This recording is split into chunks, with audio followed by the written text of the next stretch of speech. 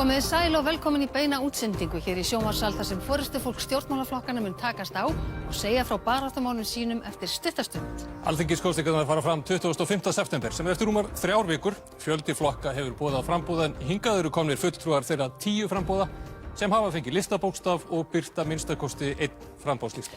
Og við minnum ykkur á að þátturinn að sjálfsögðu textaður á síðunni 888 og táknmálstúlkaður á RÚV 2. En áður en við byrjum skulum við rifja upp það allra helsta úr stjórnmálunum á kjörtímabilinu sem senn á enda. 11 flokkar buðu fram í alþingiskosningum sem fóru fram 28. október 2017.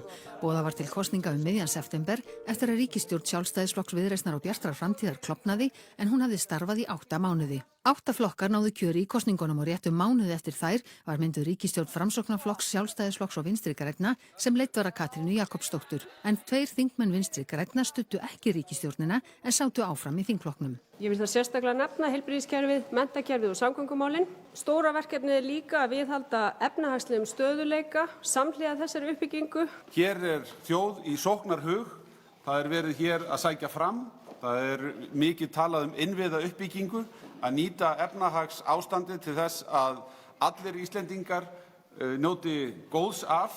Svona í heildina séð þá er þetta sáttmáli ítarlegur sem tekur á mörgum þáttum en hann horfir til þess að gera hag hins venjulega Íslendings betri. Ég hef áhyggjur til dæmis af veikri tekjuöflun ef þá að setja varanlega peninga inn í heilbrigðis- og menntakerfi, svo eitthvað sé nefnt. Nú þá finnst mér skrítið að það skuli ekki vera ráðist í tekjujöfnun í skattkerfinu. Sigríður Á. Andersen, þáverandi dómsmálaráðherra, skipaði dómari í Landsrétt nýtt dómstig árið 2017, þvert á mat hæfisnefnda og átti sú skipan eftir að draga dilk á eftir sér og kosta ríkissjóð mikla fjármuni. Mannréttindadómstóll Evrópu felldi dóm í mars árið 2019 að íslenska ríkið hefði brotið lög með skipun Sigríðar í 4 dómarasæti í Landsrétt og sagði Sigríður af sér í kjölfarið. Og í því ljósi að þá hef ég ákveðið að stíga til hliðar til þess að skapa vinnufrið. Þórdís Kolbrún Reykfjörð Gylfadóttir tók tímabundið við embætti dómsmálaráðherra en nýr dómsmálaráðherra Áslaug Arna Sigurbjörnsdóttir tók ekki við embætti fyrr en í september sama ár. Klausturmálið svokallaða olli miklu uppnámi undir lok árs 2018 þegar ósmekkleg ummæli nokkurra þingmanna Miðflokks og Flokks fólksins samstarfsfólk sitt náðist á leynilegri upptöku. Þín pólitíska inneign eftir þessa atburðarás, hver er hún? Hún hlýtur að vera löskuð. Það er alveg ljós. Og ætlar að segja af mér eða hvað? Nei, það segja ekki af mér. Ég er jafn eyðilagður og hver annar yfir þessu gjörsamlega óafsakanlega og óverjandi orðbragði. Svo fór að Karl Gauti Hjaltason og Ólafur Ísleifsson voru reknir úr flokki fólksins fyrir þáttöku sín í samtalinu á Klausturbar en þeir gengu síðan til liðs við þingflokk Miðflokksins sem þar með varð stærsti stjórnarandstöðuflokkurinn með 9 þingmenn. Andrés Ingi Jónsson og Rósa Björk Brynjólfsdóttir sem ekki studdu stjórnarsamstarfið sögðu sig úr þingflokki Vinstri grænna. Andrés Ingi gekk síðan til liðs við þingflokk Pírata og Rósa Björk til þingflokks Samfylkingar. Umræða 3. orkupakka Evrópusambandsins tók yfir drjúgan tíma þingstarfa árið 2019 sem á endanum var samþykktur en þingmenn Miðflokks og Flokks fólksins börðust gegn honum. Fyrsta kórónuveiru smitið greindist hér í lok febrúar 2020 og þann 16. mars tók í fyrsta skipti gildi samkomubann hér á landi en frá þeim tíma setti faraldurinn svo munar svip sinn á þingstörfin. Alþingi hefur samþykkt allar tillögur ríkisstjórnarinnar sem snúa að aðgerðum tengdum faraldrinum. Stjórnarandstaðan hefur gagnrýnt ríkisstjórnina harðlega fyrir að skýla sér á bak við faraldurinn með því að fresta öllum öðrum málum. Það heldur áfram hinn endalausa runa kerfismála sem flest snúast að sýna að Ísland sé þægasti krakkin á upptökuheimili Evrópusambandsins. Og ríkisstjórnin hefur þurft að fresta mörgum málum sem hún lagði upp með. Má þar nefna breytingar á stjórnarskránni, afglæpavæðingu neysluskammta, breytingar á áfengislöggjöf og frumvarp hálendisþjóðgarð sem Vinstri græn hafa lagt mikla áherslu á.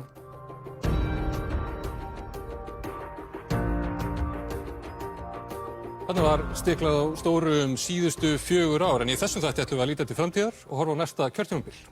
Og þetta er tækifæri ykkar til þess að tala beint við kjósendur ykkar og áhorfendur og kynna hérna ykkar stefnumál og áherslur ykkar flokka. En hingað eru þið komin Sigmundur Davíð Gunnlaugsson, formaður Miðflokksins, Glúmur Baldvinsson, fulltrúi Frjálslynda lýðræðisflokksins, Þórhildur Sunna Ævarsdóttir, talskona Pírata, Logi Einarsson, formaður Samfylkingarinnar og Katrín Jakobsdóttir, formaður Vinstri grænna. Sigurður Ingi Jóhannsson, formaður Framsóknarflokksins, Þorgerður Katrín Gunnarsdóttir, formaður Viðreisnar, Bjarni Benediktsson, formaður Sjálfstæðisflokksins, Inga Sæland, formaður Flokks fólksins og Gunnar Smári Egilsson, formaður Framkvæmdastjórnar Sósíalistaflokksins. Verið velkomin. Takk hérlega. Nú, eftir faraldurinn og það efnahagslega áfall sem að fylgdi honum staðan sú að opinberar skuldir hafa hrannast upp. Atvinnuleysi ennþá 6% þó það hafi minnkað hratt og verðbólga 4,3%. Þetta staðan sem að ný ríkisstjórn tekur við. Samkvæmt ríkisfjármálaáætlun þarf reyndar að bæta afkomu ríkissjóðs 10 milljarða á ári til þess að hætta skuldasöfnun. Það sú ríkisfjármálaáætlun sem Alþingi samþykkti. Bjarni, ef við byrjum bara á að beina spurningu til því. Það ýmsar leiðir til þess að bæta afkomu ríkissjóðs. Það hægt að skera niður, það hægt að auka tekjurnar, til dæmis með því að hækka skatta, eða það hægt að reka ríkissjóð neikvætt í mínus. Hvaða leið viljið þið fara og eru þið með einhver stór kosningalofur sem þarf að fjármagna? Fyrst varðandi leiðina sem við viljum fara, þá lögðum við fram fjármálaáætlun í vor og við drógum upp þá mynd að það væri ekki annað ábyrgt en að stefna því að ljúka þessu halla tímabili á áætlunum tímabilinu. Það þýðir að ríkissjóður hættir að reka sig með halla undir lok tímabilsins og skuldahlutföllin stöðvast og við settum okkur markmið það að þau yrðu hófleg og viðráðanleg fyrir okkur sem þjóð vegna þess að við viljum ekki sitja uppi með byrðar skuldafjáls sem kemur í veg fyrir að við getum sinnt öðrum miklu mikilvægari málum. Og við teiknum upp tekju- og gjaldalínu fyrir ríkissjóð miðað við þjóðhagsspána sem þá lá undir og það kom í ljós að til þess að ná þessum markmiðum okkar að þá myndi þurfa aðgerðir á síðari hluta tímabilsins sem myndu vaksa smám saman upp í 100 milljarða ef ekkert annað kemur til. En við teiknum líka upp sviðsmyndir og það sem að skýra sig núna að aðgerðir ríkisstjórnarinnar að koma svo vel út að ríkissjóður nú þegar með 30 milljarða betri afkomu á fyrri hluta þessa árs og ef framheldur sem horfir þá verður framhald á þessu. Nýjustu hagspár eru mjög hagfelldar, þær eru langt umfram væntingar frá því í upphafi árs eða undir lok síðasta og Seðlabanki reyndar farin að veifa aðeins vaxtasprotanum til þess að segja heyrðu nú með menn ekki fara fram úr sér og þetta þýðir að ef okkur tekst það sem við vorum að veðja á var að við gætum með réttum aðgerðum örvað hagkerfið aftur og ef það hefur tekið svona vel hjá okkur, þetta heldur áfram, þá engin þörf á sérstakum tekjuráðstöfunum inn á þessu tímabili, heldur mun hagkerfið jafna sig og okkar veðmál hefur þannig gengið upp. Þannig að við erum ekki með stóra áform tekjuöflunar aðgerðir ólíkt því sem margir eru að kynna til söguna hér og við erum heldur ekki að segja að það sé tímabært að fara stórauka útgjöldin. Við viljum stöðuleika, við teljum að heimilin eigi það skilið að fá að halda áfram lágum vöxtum og atvinnustarfsemi. Engin þörf sem sagt á afkomu bætandi aðgerðum eins og það kallað? Ekki ef að þessi þróun heldur áfram sem við erum að sjá núna síðustu daga og vikur og fyrri hluti ársins kom mjög vel út, margra tuga milljarða betri afkomu ríkissjóðs. Þetta eru gríðarlega jákvæð tíðindi. Logi Einarsson, þið stuttuð ekki þessa ríkisfjármálaáætlun og þið hafið nýlega kynnt ykkar kosningarstefnu sem mjög útgjaldahlaðin. Hvert ykkar svar? Já, ég hjó eftir því að hann sagði ef þetta tekst ekki og það getur brugðið til beggja vona ef að til dæmis ferðamenn hægt að koma í haust og atvinnuleysi eykst, þá þarf að grípa til þetta sem hann kallaði afkomu bætandi ráðstafanir sem þó væntanlega bara niðurskurður á þjónustu vegna þess að Sjálfstæðisflokkurinn boðar skattalækkanir núna í þessari kosningabaráttu. Viljið þið ekki ná jafnvægi í ríkisrekstrinum? Við viljum það, en við viljum taka tíma í það. Við viljum ekki fórna okkar dýrmætustu almannaþjónustu, við viljum vaksa og framleiða okkur út úr þessari kreppu. Við teljum þvert á móti að það sé mjög brýnt að það sé tekið utan þau hópa sem að hafa það of slæmt í samfélaginu í dag. Þess vegna viljum við setja fjölskyldunir í forgang, koma með hærri barnabætur að norrænni fyrirmynd, bæta kjör eldri borgara og öryrkja. Þetta er alltaf útgjaldatillögur, Logi. Við erum líka með tillögur til þess að afla tekna á móti. Við ætlum að hækka veiðigjöld á stærstu útgerðirnar. Við ætlum að leggja hóflegan eignaskatt á ríkustu 2%. Sem sagt hækka skatta. Á ríkustu 2%. 98% þjóðarinnar mun ekki finna fyrir skattahækkunum frá okkur, þvert á móti. Við munum með barnabótum og hækkun elli og örorkulífeyris bæta lífskjör þessa fólks. En það er komið tími til þess að jafna kjörin í þessari samfélagi. Meirihluti þjóðarinnar styður þessar hugmyndir en Sjálfstæðisflokkurinn hefur í 10 ár komið í veg fyrir að þetta hafi gett orðið að veruleika. Sigmundur Davíð, þú varst að kynna þínar hugmyndir fyrir nokkrum dögum síðan, meðal annars dálítið stórar hugmyndir. Þú vilt senda hverjum Íslendingi ávísun einu svona ári, bara það geti kostað 25 milljarða var búið að rekna út meðal annars. Þú ert líka að tala að endurgreiða helmingin af rekstrar afgangi ríkissjóðs sem ekkert víst að verði reyndar á þessu kjörtímabili. Hvernig ætlar að fjármagna þetta? Já, þegar þú segir muni kosta, þá er spurningin kosta hvern. Því að hér erum að ræða tillögur sem snúast það að skila því til fólks sem það á í rauninni fyrir. Og það að leyfa fólki að fara með meira af eignum sínum að mínum að ekkert endilega kostnaður, það þvert á móti til þess fallið að gera fólki kleift að lifa betra lífi, kaupa meira og borga þar á leiðandi meiri skatt til ríkisins. Svoleiðis að allar þessar aðgerðir, kostnaðina þessar sem þú nefndir eða hinnar í þessum 10 aðgerða pakka, þær snúast sömu nálgun. Við erum búin að heyra það núna í 1,5 ára, við séum öll í þessu saman. Þá að fást við faraldurinn. En væri ekki raun að vera að lækka skatta þá bara? Hvað segirðu? Væri þá ekki raun að vera að lækka skatta? Sjálfsögðu leggjum við til skattalækkanir líka. En þetta eru alveg sérstakar aðgerðir sem eiga þetta sameiginlegt. Að við hugsum sem svo, já, við erum öll í þessu saman. Og á það ekki þá að gilda líka almennt önnur samfélagsmál. Ekki bara þegar við erum í tímabundinni krísu. Ef ekki að líta svo á, við séum einn stór fjölskylda, við séum öll í þessu saman og út á það ganga þessar tillögur. Fyrsta prinsipið í þeim öllum er réttlæti og tækifæri fyrir alla.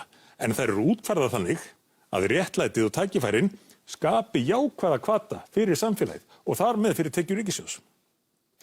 Katrín, þú ert búin að leiða ríkisstjórnina núna í 4 ár og þið segja að þið viljið nota skattkerfi til þess að jafna kjör. Eru þið að boða þá skattahækkanir eða hvað felst í þessu? Já, það sem við gerðum á þessu kjörtímabili sem senn að ljúka var einmitt að gera breytingar á tekjuskattskerfi einstaklinga þannig að það varð réttlátara með innleiðingu þrepaskipts skattkerfis sem hafði í för með sér skattalækkun fyrir tekjulægstu hópana. Og það má segja það að því þið velti fyrir ykkur hvernig við ætlum að fara núna inn í næsta kjörtímabil bara efnahagslega. Það var alveg hárrétt sem kemur hér fram hjá Bjarna. Við stöndum í raun og veru alveg ótrúlega vel af því að þær aðgerðir sem ríkisstjórnin greip til að bregðast við heimsfaraldri voru réttar aðgerðir. Þær voru aðgerðir í félagslegum anda sem snerist að vernda afkomu bæði almennings og atvinnulífs í landinu. Samhliða því að stutt var við fyrirtækin í landinu var stutt við fólk, meðal annars með hækkun atvinnuleysisbóta, barnabóta og fleiri þáttar. Og þess vegna stöndum við í þeirri stöðu að afkoma ríkissjóðs sem þessu nemur betri en áætlanir gerðu ráð fyrir. Þannig að við horfum fram á það að vegna þess að við höfum haft trú á samfélaginu og við höfum haft trú á hagkerfinu, þá erum við að sjá það bregðast við með nákvæmlega þessum hætti. Og ég hef trú á því að þetta muni halda áfram. Það sem skiptir máli hins vegar er að þessi vöxtur sé réttlátur. Og það er lykilatriði í okkar stefnu. Ég til að við höfum náð miklum árangri með þessu réttlátara tekjuskattskerfi fyrir einstaklinga og við viljum horfa til þess að fjármagnstekjuskatti verði þrepaskipt líka. Það teljum við vera mikið réttlætismál að því Ísland sem betur fer eitt af þeim samfélögum í heimi þar sem tekjujöfnuður hvað mestur. Og við eigum að tryggja að það haldi áfram, því það tryggir velsæld fyrir okkur öll. Þannig að þetta það sem við viljum horfa á, ekki vegna þess að endilega þurfi tekjuöflun með stöðun eins og hún núna, heldur vegna þess að það skiptir máli að skattkerfið sé réttlátt. Þorgerður Katrín, hvaða tillögur eru þið með til þess að ráðast að rótum vanda ríkissjóðs og fjármagna stór verkefni? Já, ég tel einmitt tímalaust stærsta verkefni næstu ríkisstjórnar að takast á við ríkisfjármálan og ég held að við höfum öll sem erum hér, við höfum öll góðan huga að efla og bæta samfélagið. En við verðum að varast að fara í stórfelld útgjaldalofar nema einmitt til að ráðast á rótum vandans. Við erum að sjá það og með fullri virðingu, við í Viðreisn, við studdum meðal annars aðgerðir ríkisstjórnarinnar til þess að verja heimilin og verja fyrirtækin. Við sögðum bara að það skiptir ekki máli hvort sem við erum stjórn eða stjórnarandstöðu, við viljum styðja góð mál sem eru til þess að halda utan fólkið okkar. En við megum ekki gleyma því heldur að fyrir COVID og nokkuð vel fyrir COVID, þá var ríkissjóður orðið ósjálfbær. Útgjöldin voru orðið meiri heldur en tekjurnar. Þannig að við þurfum að ná upp hagvexti, það er algjört lykilatriði að ná upp hagvexti og meiri hagvexti heldur en var árið 2019 til þess að verja lífskjörin, verja velferðarkerfið og þessi mikilvægu loforð sem við flest viljum gefa, eins og minnka skerðingar í velferðarkerfinu, koma upp sálfræðiþjónustu og svo framvegis. En lykilatriði hjá okkur að við erum ekki að einblína á afkomubætandi aðgerðir. Ríkisstjórnin fór í það. Ég hélt að hún myndi taka lán í krónubúblunni. Við höfum ekki á móti því. En ríkisstjórnin ákvað að fara í 100 milljarða lán með erlendum vöxtum. Það er gengisáhætta fyrir ríkissjóð, það er gengisáhætta fyrir fjölskyldurnar í landinu og það er gengisáhætta fyrir fyrirtækin í landinu. Og það er það sem við erum að reyna að segja, við viljum frekar fara strax í það að reyna á, sem við erum ekki að tala um að taka upp evru núna, við þurfum að bregðast hratt við og spara okkur þann vaxtakostnað sem að hlýst af íslensku krónunni með því meðal annars að verja ríkissjóð og verja velferðarkerfið. Þetta er stærsta málið og við munum fara yfir okkar kosningaloforð en við verðum alltaf að hafa það í huga, við verðum að eiga innistæði fyrir því og vera ábyrgir rekstri. Gunnar Smári Egilsson, Sósíalistaflokkurinn er að boða ýmsar breytingar á skattkerfinu og því að við sendum út boð til kjósenda sem felur í sér að arðurinn af auðlindum eigi að renna til samfélagsins. Já, duga þessar áherslu til þess að fjármagna þau kosningalofar sem þið eru að leggja fram?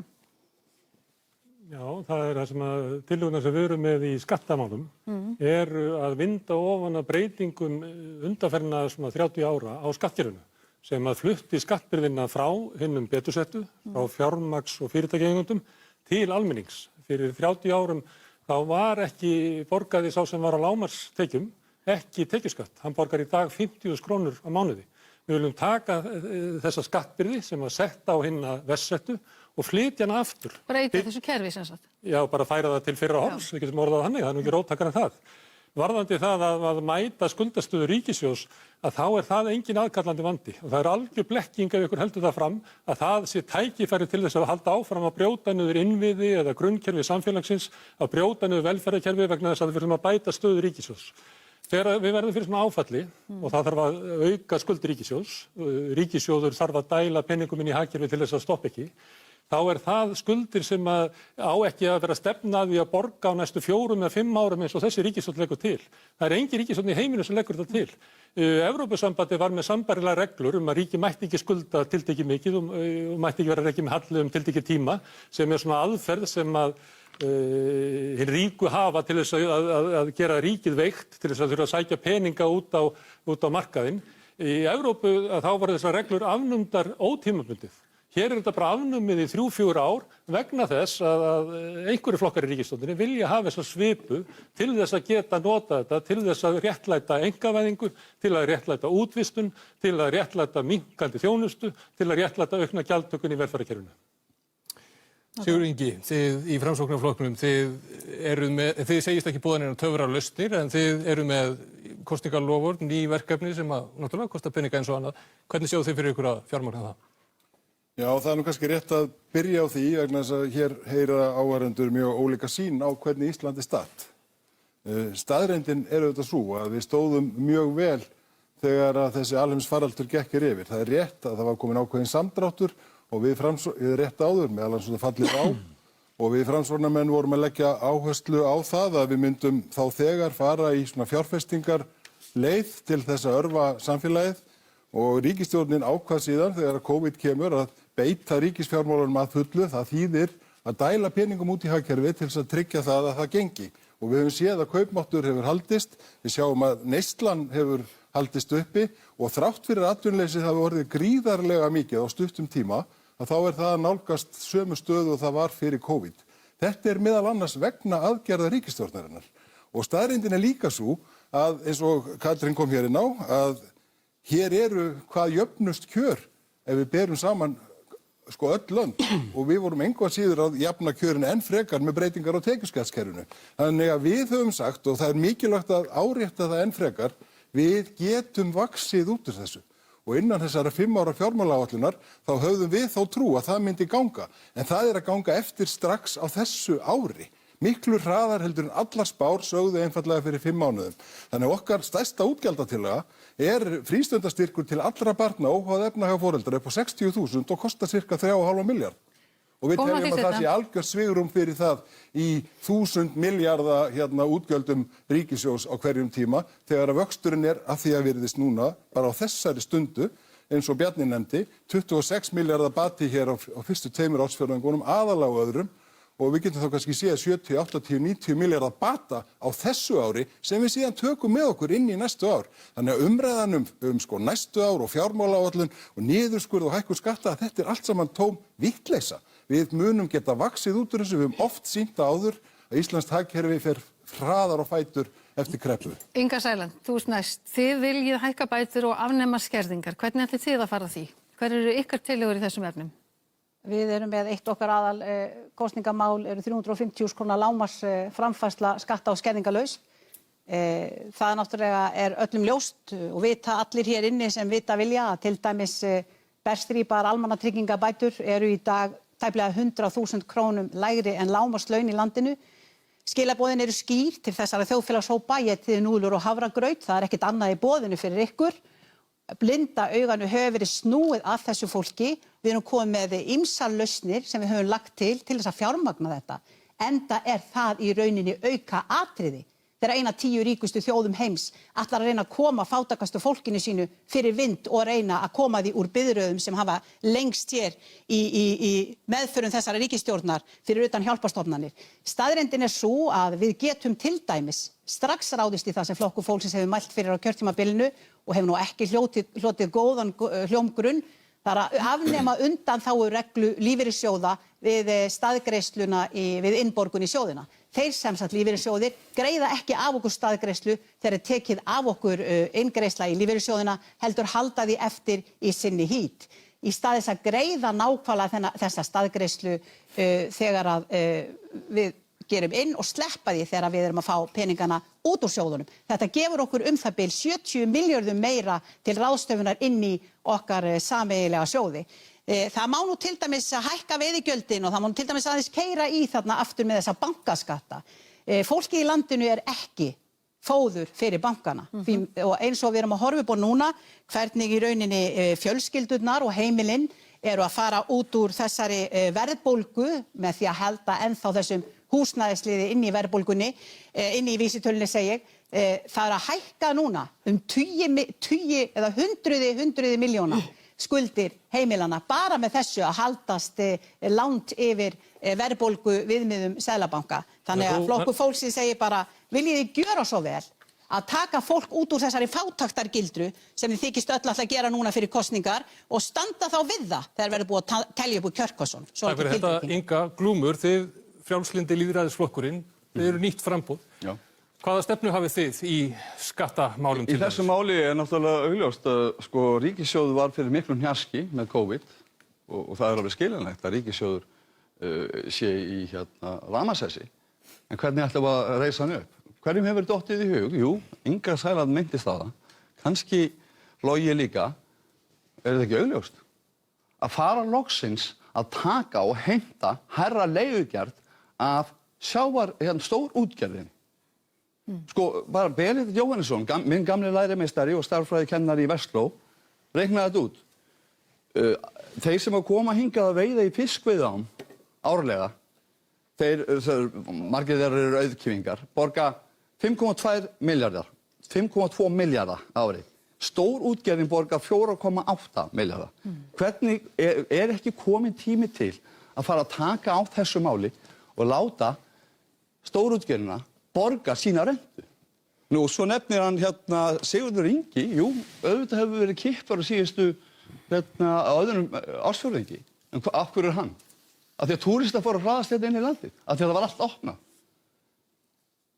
En þið ætlaði að breyta þessu kerfi til þess að fá meira fjármagn út úr veiðigjöldunum. Akkúrat. Já. Þórhildur Sunna, hvernig standið þið Píratar í þessu málaflokki með við þau svona kosningalofar sem við vorum bæði að kynna í dag og síðustu daga? Mér finnst áhugavert að hlusta á það sem fram kemur hér áherslur formanna flokkana vegna þess að mér heyrist flestir og sérstaklega ríkisstjórnarflokkarnir vera svolítið fastir í viðjum fortíðar þegar kemur að ríkisfjármálunum. Við sjáum það, Alþjóðagjaldeyrissjóðurinn, Alþjóðabankinn, OECD, flest öll ríkin í kringum okkur þau eru að snúa frá þessari stefnu að það þurfi einhvern veginn að skera niður á móti þessari kreppu. Þvert á móti eru þau að leggja til eftir reynsluna af hruninu 2008 að gefa í að styrkja innviðina, að vaksa upp úr kreppunni og að taka lán sem eru að hagstæðum vöxtu núna og vaksa hagvirt út úr þessum skuldum sem við erum í. Við skuldum líka fólkinu sem að varð verst úti í þessari kreppu að gera eitthvað fyrir þau og við þurfum að bregðast við út af loftslagsbreytingum og gefa miklu meira í þegar það kemur að því. Þannig að það sem ég að tala akkurat núna að hugmyndafræðin sem er allsráðandi hér er nýfrjálshyggjan og það er bara búið að hafna henni. Meira segja nýfrjálshyggju postulunum í Bandaríkjunum er búið að hafna þessari nálgun, þessari leið til þess að takast á við þessa kreppu. Þannig að það að tala að við verðum að jafna allt út og fara í afkomubætandi ráðstafanir sem er nota bene bara nýyrði yfir skattahækkanir og niðurskurð. Bara höfum það alveg á hreinu. Það er það sem þessi ríkisstjórn er að boða. Hún er að boða skattahækkanir og niðurskurð. Nei, þið byggu til nýyrðið afkomubætandi ráðstafanir fyrir skattahækkanir og niðurskurð. Notuðum orðið vaksa út. Hvernig ætlaði að ná í þessa peninga? Það stendur í fjármálaáætluninni. Það stendur í fjármálaáætluninni. Það kemur líka fram í fjármálaáætlunina að þau ætla að leggja minni peninga, þau ætla að lækka framlög til loftslagsmála þriðjung samkvæmt fjármálaáætluninni. Það gengur ekki. Við þurfum að gefa í, þessi kreppa, hún hefur verst áhrif á fólki sem átti minnst við henni og það var atvinnuleitendur og þeir eru í verstri stöðu og við þurfum að gera það. Af því að þú nefndir loftslagsmál, það er einmitt það sem við ætlum að fara að ræða. En ég er ekki bara að tala um þau, ég er að tala um fólk sem varð verst fyrir þessari kreppu. Fyrirtæki í landinu fengu mikla aðstoð frá ríkisstjórninni, en fólki sem varð verst úti, það er fólki sem hafði minnsta möguleika á að takast á við þennan tekjumissi og það er fólk sem er ennþá í kröggum og var látið taka út lífeyrissjóðinn sinn séreignaspartnaðinn og þurft að borga skatta því. En ég veist að áhorfendur séu orðnir algjörlega viltir núna að því hér er talað eins og ráðist hafi verið í stórfelldan niðurskurð á almannaþjónustu. Og það er auðvitað algjörlega rangt og það sem er að koma fram er að við stöndum í raun og veru betra við en við töldum, að við höfum haft félagslegar aðgerðir að leiðarljós í öllum okkar aðgerðum, að afkoma almennings hefur verið þar efst á baugi, að við höfum verið að skapa störf með vinnumarkaðsaðgerðum, 5.800 manns fengi starfi gegnum helmingstörf. Þannig að það er auðvitað ekki hægt að láta því ósvara þegar hér er beinlínis haldið fram að það sé á dagskrá að ráðast í stórfelldan. En við ætlum að breyta kúrs núna, við ætlum að taka annað umræðu hérna, við ætlum að reyna að stjórna þessum þætti. Við ætlum að fara að tala um loftslagsmáli hérna og við ætlum að biðja okkur að reyna að vera kannski aðeins styttri, svo við komumst yfir sem mest í þessum þætti, en allavega, loftslagsmálin sem eru áfram eitt af stærstu verkefnum samtímans, það vitum við, og ný skýrsla milliríkjanefndar Sameinuðu þjóðanna loftslagsvána bendir til þess að þrátt fyrir aðgerðir ríkja heims séu markmið Parísarsamkomulagsins ekki enn innan seilingar og það eru margir sem vilja lýsa yfir neyðarástandi í loftslagsmálum. Það byrja þér, Logi, þið voruð að kynna ykkar stefnu síðustu viku og þið ætlaði að ráðast í alvöru aðgerðir í loftslagsmálum og telji þær upp. Hvað er það brýnast? Hvað ætlaði að gera sem þessi ríkisstjórn er ekki verið að gera? Í fyrsta lagi verði ég einmitt að nefna það að þegar það kemur á loftslagsmálum þá er samsetning svona ríkisstjórnar svo óhentug vegna þess að flokkarnir þeir eru algjörlega ósammála aðgerðir og niðurstaðan verður eitthvað svona lægsti samnefnari.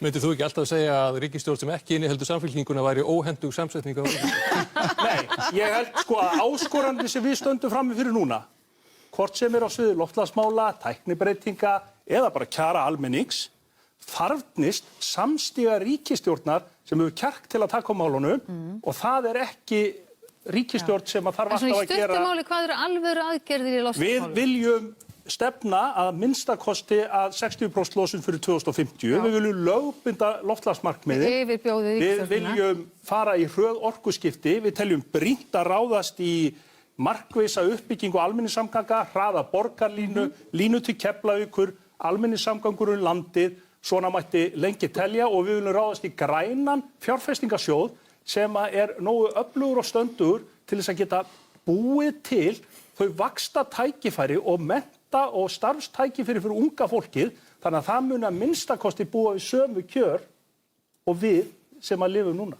Katrín, Vinstri græn voru stofnuð umhverfismál, öðrum þræði. Þú ert búin að leiða ríkisstjórnar síðustu 4 ár. Samt eru við ekki talin standa okkur ennþá nógu vel í loftslagsmál. Já, það í fyrsta lagi vil ég nú segja það út frá því sem Logi segir hér samsetningu ríkisstjórnar, þá er það nú samt staðreynd að það er þessi ríkisstjórn sem er svo fyrsta sem kemur með alvöru framkvæmdaáætlun full fjármagna í aðgerðir gegn loftslagsvánni. Það er þessi ríkisstjórn sem fer af stað í orkuskipti í samgöngum, það er þessi ríkisstjórn sem fer af stað í átaki kolefnisbindingu. Við uppfærum okkar markmið núna í desember áður en nýja skýrslan frá Sameinuðu þjóðunum kom út upp í 55% samdrátt í losun. Við í VG erum búin að fara yfir þessa skýrslu og við segjum við þurfum að ganga lengra í okkar markmiðum, við þurfum að miða við 60% samdrátt í losun eins og Samfylkingin er að boða. Við þurfum að tryggja það að Ísland verði orðið óháð jarðefnaeldsneyti 2045 og það er markmið sem við teljum að sé hægt að ná. Við eigum áfram að stefna kolefnishlutleysi ekki seinna en 2040 og við getum náð þessum markmiðum. Við sjáum það bara á þeim árangur sem hefur náðst á undanförnum misserum, þar sem við erum búin að vera að sjá stór skref stigin, en það er hins vegar alveg rétt. Skýrslan segir okkur það að markmiðin er ekki nægjanleg og aðgerðin er ekki nægjanlegar, ekki bara hjá Íslandi, heldur hjá heiminum öllum.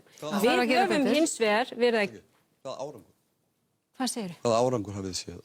Við erum að sjá þetta stórfellda breytingu þegar kemur að ferðamátum og orkuskiptum í samgöngum. Ísland er orðið númer 2 til að mynda þegar við tölum um skipti yfir í rafbíla. Við ákvaðum þessi ríkisstjórn að fara í fjárfestingu í almenningssamgöngum með sveitarfélögum á höfuðborgarsvæðinu. Það eru tímamót sem felast í því.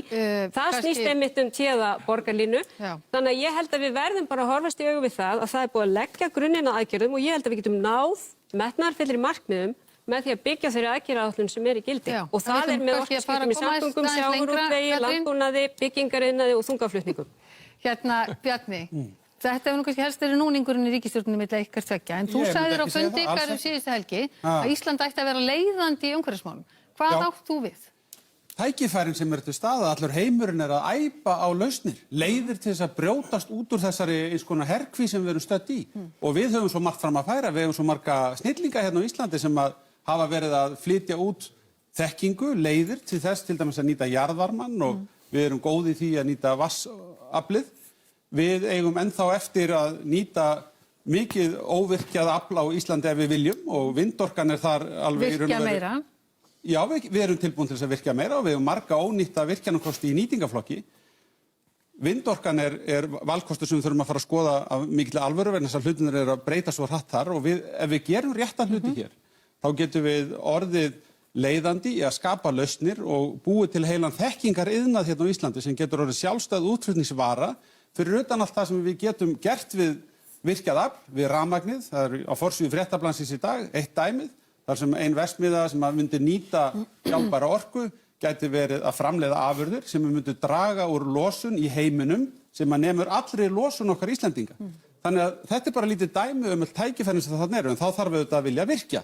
Og það er það sem við vorum að ræða helgina, ef við ætlum í alvöru orkuskipti, við ætlum að hætta að kaupa olíu á Norðmönnum og fá hana hingað í tankskipum og segja nei takk við því, þá verður eitthvað að koma í staðinn. Þá verður að vera vilji til þess að nýta aflið í landinu. Inga, þið segið að þið viljið, þeir sem menga mest, þeir borga mest. Er það kjarnin í ykkar stefnu í loftslagsmálum? Já, kjarnin okkar í loftslagsmálum, hann er til dæmis ein spurning til þess að ágæta fólk sem er að hamast í orkuskiptunum og rafbílavæða landan. Hvernig ætla þau að aðstoða láglauna fólk sem er með 250 til 80.000 krónur útborgað á mánuði að kaupa sér rafbíl? Eða er kannski þess vegna verið að koma með borgarlínu og setja alla á hjól? Er það vegna þess að það á ekkert að vera möguleiki fyrir þessa þjóðfélagshópa yfir höfuð að eiga bíl? Nema þá, ég veit það ekki, bara hella á það vatni eða vodka. Þetta er bara í rauninni umræðan þetta. Við erum hér með skemmtiferðaskip sem spúa hér svartolíu. Við erum ekki ennþá búin að koma rafmagni út í þessi skip.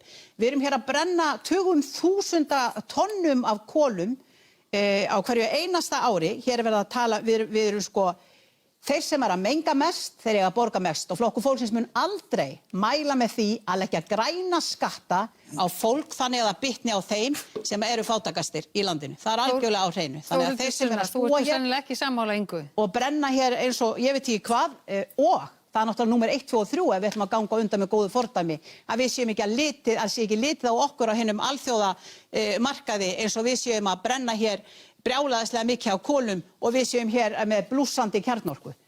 Við erum að selja þá uppruna ábyrgðina okkar, látum við líta út eins og einhverja umhverfis sóða á alþjóða vettvangi. Ég bara er alveg sammála að þeir sem menga mest eiga að borga mest fyrir að menga. Stóriðan á Íslandi er helmingurinn af öllum útblæstri sem telur í Parísarsamkomulaginu hjá okkur. Það er ekki spurning um að virkja meira. Stóriðan notar 80% af allri raforku á Íslandi. Ísland bara allt saman í heild sinni notar 20%. Það er heldur ekki spurning um hvort, heldur bara hvenar eitt að minnstakosti af þessum álverum fer og þá þurfum við að vera tilbúið með hvað tekur við. Þessi stóriðjustefna undanfarinna áratuga eru þetta heldur ekki samanburðarhæft, þannig að þegar það á að stæra sig að því að hafa gert mest allra ríkisstjórna, það vandræðalega metnaðarlaust að bera sig saman við stóriðjustefnu og stóriðjustjórnir síðustu áratuga. Það hefur bara verið þannig, öll áherslan hefur verið á mengandi stóriðju og ekki á að bregðast við loftslagsáhrifum. Þannig að það auðvitað holi hljómur í því að heyra Sjálfstæðisflokkinn allt í einu fara að tala glimrandi tækifæri í því að bregðast við loftslagsvánni. Við viljum fara í... Það er mikilvægt framlag okkar, einmitt að nýta þessu orku fyrir akkúrat þessa framleiðslu. Já, þú vilt virkja meira til þess að gera það. Það bara alveg augljóst að við þurfum ekki að virkja meira til þess að ná fram orkuskiptum. Það bara ekki rétt. Eins og kom fram í máli forstjóra Landsvirkjunar bara fyrir ára síðan, sem að fjármálaráðherra hlýtur að vera fullkunnugt um. Píratar, okkar loftslagsstefna boðar mjög róttækar og mikilvægar aðgerðir strax. Við ætlum ekki að prútta við móðujörð þær aðgerðir sem þarf að grípa til.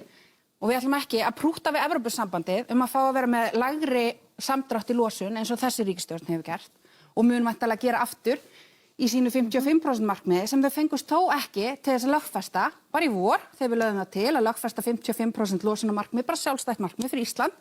Það var ekki hægt, það þótti yfirborðspólitík hjá okkur þá. Það holi hljómur í því núna að heyra talað 60% og að það einhvern veginn að heita samfærandi þegar þau fengust ekki til þess að samþykkja 55% sem sjálfstætt markmið Íslands bara fyrir nokkrum mánuðum síðan. Satt hjá þér og rétt. Þar að auki að þá erum við að leggja til bann við olíuleit sem að þessi ríkisstjórn fékkst heldur ekki til þess að samþykkja í vor. Þetta ekki trúverðugt. Glúmur, hér hefur verið talað virkjanir, það hefur verið talað stóriðju, það hefur talað losun, lofttegunda. Hvað standið þið í frjálslyndum? Mér finnst merkilegt að Píratar ætli að bjarga loftslagsmálum veraldar. Nei, við ætlum bara að vera leiðandi og fara í 70% samdrátt í losun fyrir 2035 og ná kolefnishlutlaust Svo vil ég segja að 2040. 80% af allri nýtingu á Íslandi endurnýjanleg orka. Svo hvað vandamálið? Og sko í þriðja lagi vil ég benda á að ég er hundleiður á þessum þessari dómsdagsspá sem endalaust dynur yfir unga fólki hér í þessu landi. Þið eru bara alltaf að fara að deyja eftir 30 ára. Ég var lítið strákur, þá ólst ég upp í kjarnorkuvá. Það var raunverulegt. Og ég var kvíðinn. Leið mér aðeins að klára bara. Ég var kvíðinn. Og við vorum öll kvíðin af því við vissum, bara byggust við því að við erum öll sprengt í loftu trilljón sinnum. Og svo hafa komið aðra dómsdagsspár AIDS og ég veit ekki... En þetta segja að það sé ekki neyðarástand í loftslagsmálum? Ég er að segja að við þurfum bara að standa við okkar skuldbindingar í loftslagsmálum sem við sömdum í París og við þurfum að gera okkar besta. En að eyða 60 milljörðum á næstu 3 árum? 5. Til þess að gera eitthvað voða fínt í loftslagsmálum, það eru til aðra lausnir, ódýrari. Ég bendi á eina. Störf án staðsetninga. Störf án staðsetninga þýðir bara það að ríkið taki af skarið, fólk getur bara unni heima á sér, hvað sem landið og fjarfundir bara koma í staðinn, við höfum tæknina og við þurfum ekki að ferðast. Hvað heldur það myndi spara okkur í kolefnisspor? Okkur þurfum við að eyða 60 milljörðum. Sigmundur Davíð, þú varst að kynna þína tillögur í 10 liðum í síðustu viku og þið í Miðflokknum og það fór ekki mikið fyrir loftslagsmálunum í þessum tillögum. Hvar standið þið? Enda hef ég rætt loftslagsmál alveg stöðugt undanfarnar vikur og mánuð og var reyndar eina umræðefni mitt á fyrsta landsþingi flokksins, það voru umhverfismálin. Já, en við erum að tala núna í aðdraganda þessa. Já, og það ekki hvað síst vegna þess að menn hafa verið að nálgast þennan mikilvæga málaflokk á algjörlega rangan hátt. Og ríkisstjórnin gerir það til dæmis með loftslagsstefnu sinni sem að gengur nú fyrst mér þvert á það sem að fjármálaráðherra lýsir og ég get tekið undir margt af því sem hann nefndi. En stefna ríkisstjórnarinnar gengur þvert á þetta. Þar auðsið 20 milljarða út í loftið í mjög ómarkvissar aðgerðir sem reyndar ekki einu sinni útskýrt hvað væru bestar. Já, förum að segja hvað myndi virka best. Þetta ekki tillaga, en bara til að setja hlutin í samhengi. Ef að næsta álver yrði byggt á Íslandi frekar en í Kína, og þeim bara að fjölga, myndi það spara meiri losun gróðurhúsalofttegunda en öll núverandi losun Íslands. Viltu þá fleiri álver? Nei, ég einmitt að segja að við þurfum ekki fleiri álver, við getum gert svo margt annað. Við þurfum fjölbreytilegri framleiðslu en þessi íslensku álver eru að gera gríðarlegt gagn. Þetta rauninni langmesta gagnið sem við gerum fyrir loftslagsmál heimsins að framleiða þetta umhverfisvæna ál hér á Íslandi. En við getum gert svo margt fleira, við getum nýtt orkuna betur í hátækni görðum í kringum jarðvarmavirkjanir til dæmis og við getum framleitt hér umhverfisvænt eldsneyti og fluttað út. Við ættum einsetja okkur að flytja út að minnsta kosti jafn mikið eldsneyti og við flytjum inn. Og ef að við förum bara að líta á þetta út frá heildarmyndinni sem að menn hafa ekki verið að gera og hættum sýndarmennsku eins og að móka ofan í skurði, förum að framleiða meira á Íslandi, þá bætir það lífskjörin og þetta gróðsetja fleiri tré, en það að framleiða meira á Íslandi, það hjálpar loftslaginu og það bætir lífskjör í landinu. En svo stefna sem hefur verið boðuð og í loftslagsstefnu ríkisstjórnarinnar snýst samdrátt í neyslu, það er að segja lakari lífskjör og minni framleiðslu á Íslandi, sem mun ekki hjálpa. Þorgerður Katrín, þið voruð að kynna grænan þráð í ykkar stefnu og þið hafið stutt markmið sem að ríkisstjórn eða þingið hefur lögfest samdrátt í losun. Hvert svona megin inntakið í ykkar græna þræði? Já, við vildum auðvitað stærri skref og bara ríkisstjórnin hélt áfram í rauninni þessari meðalmennsku. Af hverju segi ég meðalmennsku? Af því það er ekkert langt síðan að umhverfisráðherrann og varaformaður Vinstri grænna lýsti yfir megri óánægju yfir því að í rauninni að komast ekki lengra með þennan mikilvæga málaflokk. Það sem að við sögðum á okkar landsþingi hins vegar alveg skýrt og það er hér virðingaverður svona markmið og hugur hér í fólki í fyrsta lagi að setja okkur nýja aðgerðaáætlun með tölusettum markmiðum, tímasettum markmiðum á hverju ári. Þannig að við setjum svipuna á okkur sjálf. Þannig að við getum ekki verið hér að lofa einhverju fagurgala heldur við setjum okkur sjálf svolítið í aðhalds- og spennitreyðinni. Í öðru lagi þá ýta undir hringrásarhagkerfið eins og við getum. Þriðja lagi grænir hvatar. Við getum ekki gert þetta án atvinnulífsins. Atvinnulífið er lykilþáttur í því að við náum þessum umbreytingum. Við viljum, já, þeir borga sem menga.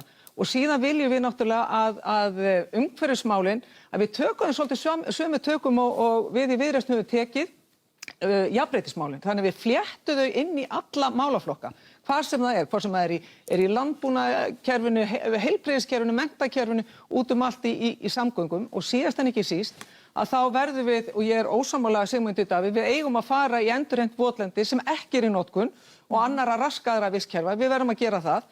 En síðan verðum við líka að fara í það að nota hugvitið og við erum með frábær íslensk fyrirtæki, Carbon Recycling, Carbfix, til þess að hjálpa okkur að vera forystuþjóð á þessu sviði og bara eitt dæmi til viðbótar að samkvæmt Parísarsáttmálanum það losa skipafloti næst mest í heiminum. Þar erum við með okkar íslenska skipaflota sem er tilbúin til þess að fara í ákveðna umbreytingu en það vantar innviðina og við höfum bara kýla á það að fara í þessa innviðauppbyggingu þannig að við getum skilað okkar allavega umhverfisvænni skipaflota heldur en í dag. Gunnar Smári, í stefnuskrá ykkur hjá Sósíalistaflokknum þá stendur að frumforsenda þess að vinna gegn loftslagsbreytingum og stöðva eyðileggingu náttúrugæða að taka völdin af auðvaldinu. Útskýrðu þetta aðeins fyrir okkur? Ja, það eru tillögunar ástæðan fyrir því að Bjarni er svona ánægður með orkuskipti og loftslags aðgerðir er að menn eru búin að kveikja á því að ríkilega sé hægt að nota ríkissjóð til þess að styrkja fyrirtækin svipað og hefur verið núna þegar það var einkavædd nýsköpun á Íslandi, nýsköpunarmiðstöð lögð niður en í staðinn búin til skattaafsláttur til fyrirtækja þar sem er núna búið að renna út líklega 10 milljarðar eða eitthvað slíkt án þess að sé neina gerða einhverjar sérstakar kröfu til þess.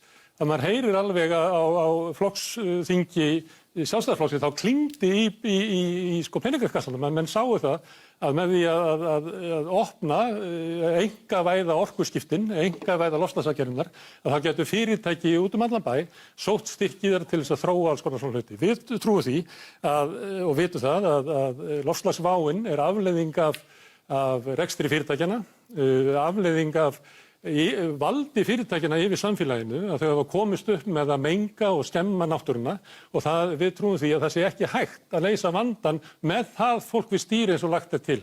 En svo vil ég taka undir því að mér finnst fólk taka illa í það sem að Inga var að benda á sem er óréttlætið sem að þessi ríkisstjórn hefur staðið fyrir í þessum aðgerðum.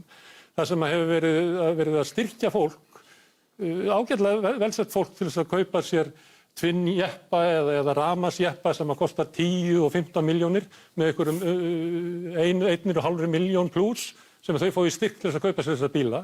En fátækafólkið sem á ekki efni á þessum bílum, að það fara enga styrki. En það setur eftir á gömlu bílunum sem að henni betur settur setja á söluna og kaupa það og það fólk þarf að nota bensín og dísel og það er hækkað á því gjaldið. Þessu ætlið þið að breyta? Þessu ætlið þið að breyta? Já, við ætlum að breyta, við ætlum að flytja, vandamálið það að þeir sem eru á elstu bílunum sem menga mest eru fátækasta fólkið, við viljum styrkja það í orkuskiptum til þess að það geti ferðast á þess að menga svona mikið. Við viljum snúa fókusnum af hinnum ríku, af fyrirtækjunum yfir á almenning. Þetta er eiginlega gegnumgangandi í öllum tillögum. Hvers vegna ertu ekki í flokki fólksins? Það eru aðrar ástæður fyrir því, en það þýðir ekki að ég geti tekið undir með þér. Nei, Má ég spyrja einna spurningu afsakið? Rafmagnsbílar, eyða þeir ekki jafn miklu þegar allt kemur til alls CO2 út í loftið?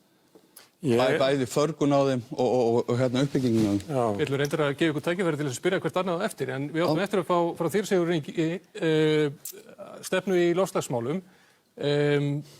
Þið leggið það mikla áherslu á málaflokkinn að þið boðið stofnun loftslagsráðuneytis. Styðurðu hærri prósentu hlutfall í samdrætti eða hver er stefna flokksins?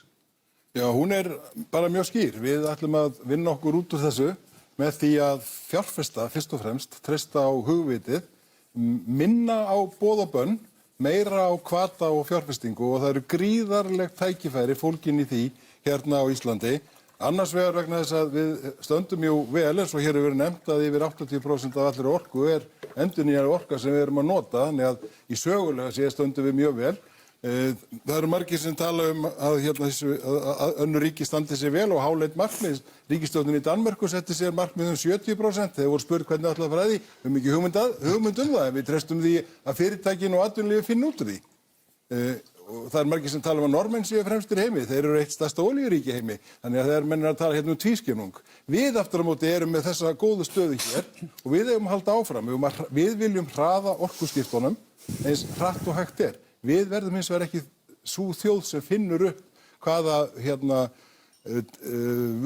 orka er best á skip og stærri og flugvélar og eitthvað svoleiðis. Við ætlum að vera tilbúin þegar það er komið og við ætlum að, það var bara komið til mín líklega núna á síðustu mánuðum einhver 4-5 verkefni sem að mér finnst líklega að verði af, þar sem að menn eru að spá í rafeldsneyti, hér var eitt nefnt í dag, það var hér til umfjöllunar í fjölmiðlum, og við erum að tala miklarlega miklar fjárfestingar.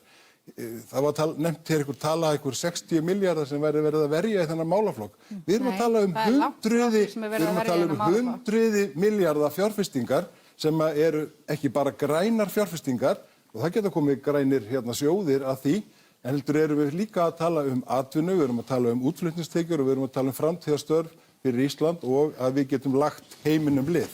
Því að þó að við getur kannski fyrst og fremst verið til fyrirmyndar, þá getur 360-70.000 þjóð ekki lagað loftslagsvandann í heiminum, en við getum verið til fyrirmyndar og við getum tekið okkar skerf. En svo það sé á hreinu, það eru Píratar sem vilja leggja 40-60 milljarða í að bregðast við loftslagsvanni á ári.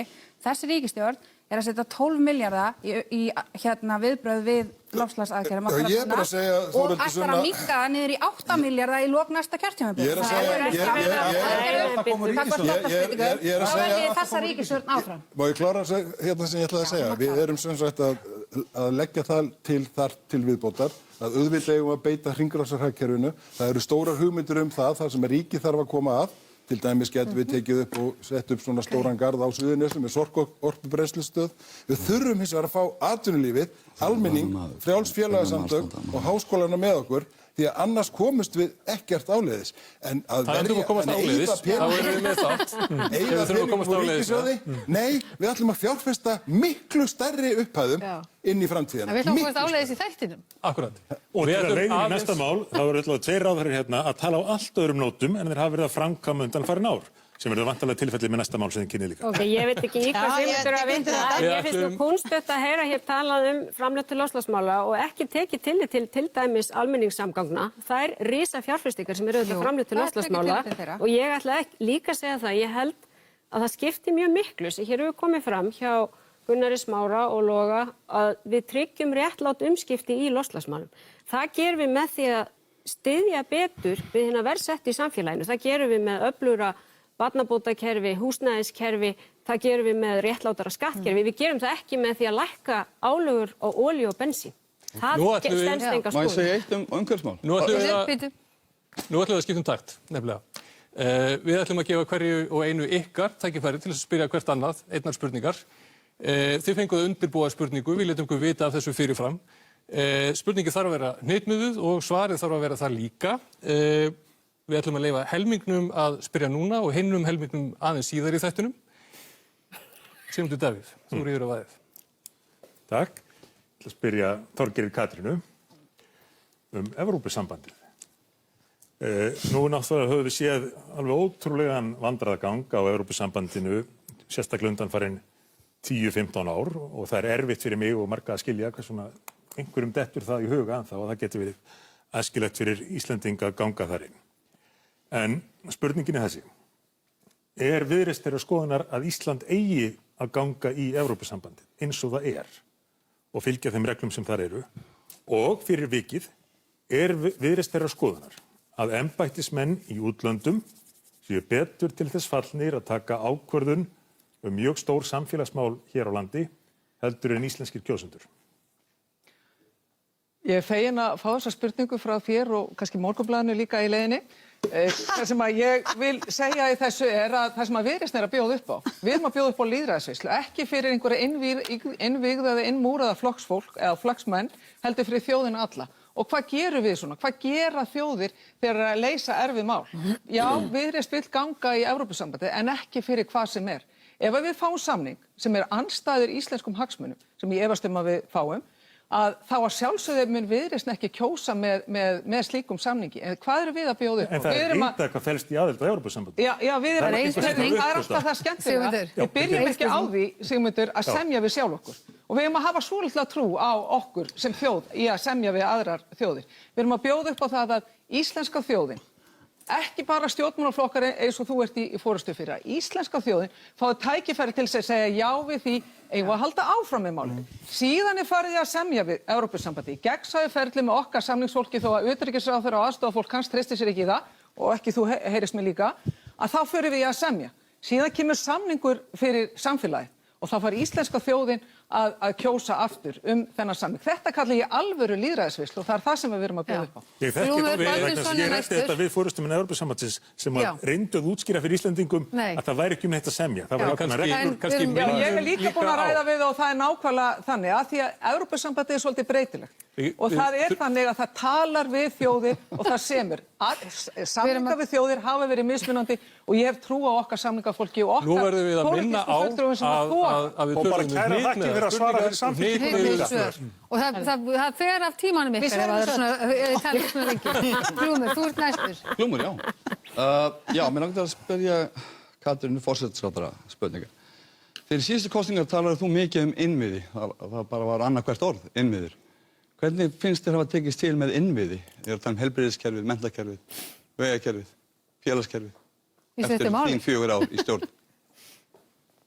Innviðir voru aðalmál þessara ríkisstjórnar og það sem hefur gerst á þessu kjörtímabili er að það er búið að auka við bæði rekstur, fjárfestingar og viðhald. Við erum búin að sjá stór átak í samgöngumálum land allt og það finnum við bara öll þegar við förum landið að það eru alveg verulegar framkvæmdir, löngu uppsafnaðar framkvæmdir sem voru löngu tímabærar. Heilbrigðiskerfið, þar hefur við séð þetta verulega aukning á fjármögnun til rekstrar, sama hvort horft til spítalans, heilbrigðisstofnanum land allt eða heilsugæslunnar. Þar er líka ennþá verk óunnið. Á sama tíma höfum við verið að lækka kostnað sjúklinga sem var annað stórt mál hjá okkur fyrir síðustu kosningar. Háskólana, þar stöndum við betur á fjármögnun en áður, framhaldsskólana, sama má segja það. Við höfum auðvitað stór auki framlög til rannsókna og nýsköpunar sem er það sem við teljum að muni vera undirstaðan undir efnahagslífi framtíðar, þetta fjölbreytta efnahagslíf. Þegar óveður skall hér á, og við munum öll eftir því, þegar hálft Norðurland var rafmagnslaust í lengri tíma, þá var strax brugðist við, ráðist í það að greina vandann og farið í innviðauppbyggingu, framkvæmdum flýtt, bæði hvað varðar raforkukerfi, fjarskiptakerfi. Við erum búin að flýta ofanflóðaframkvæmdum.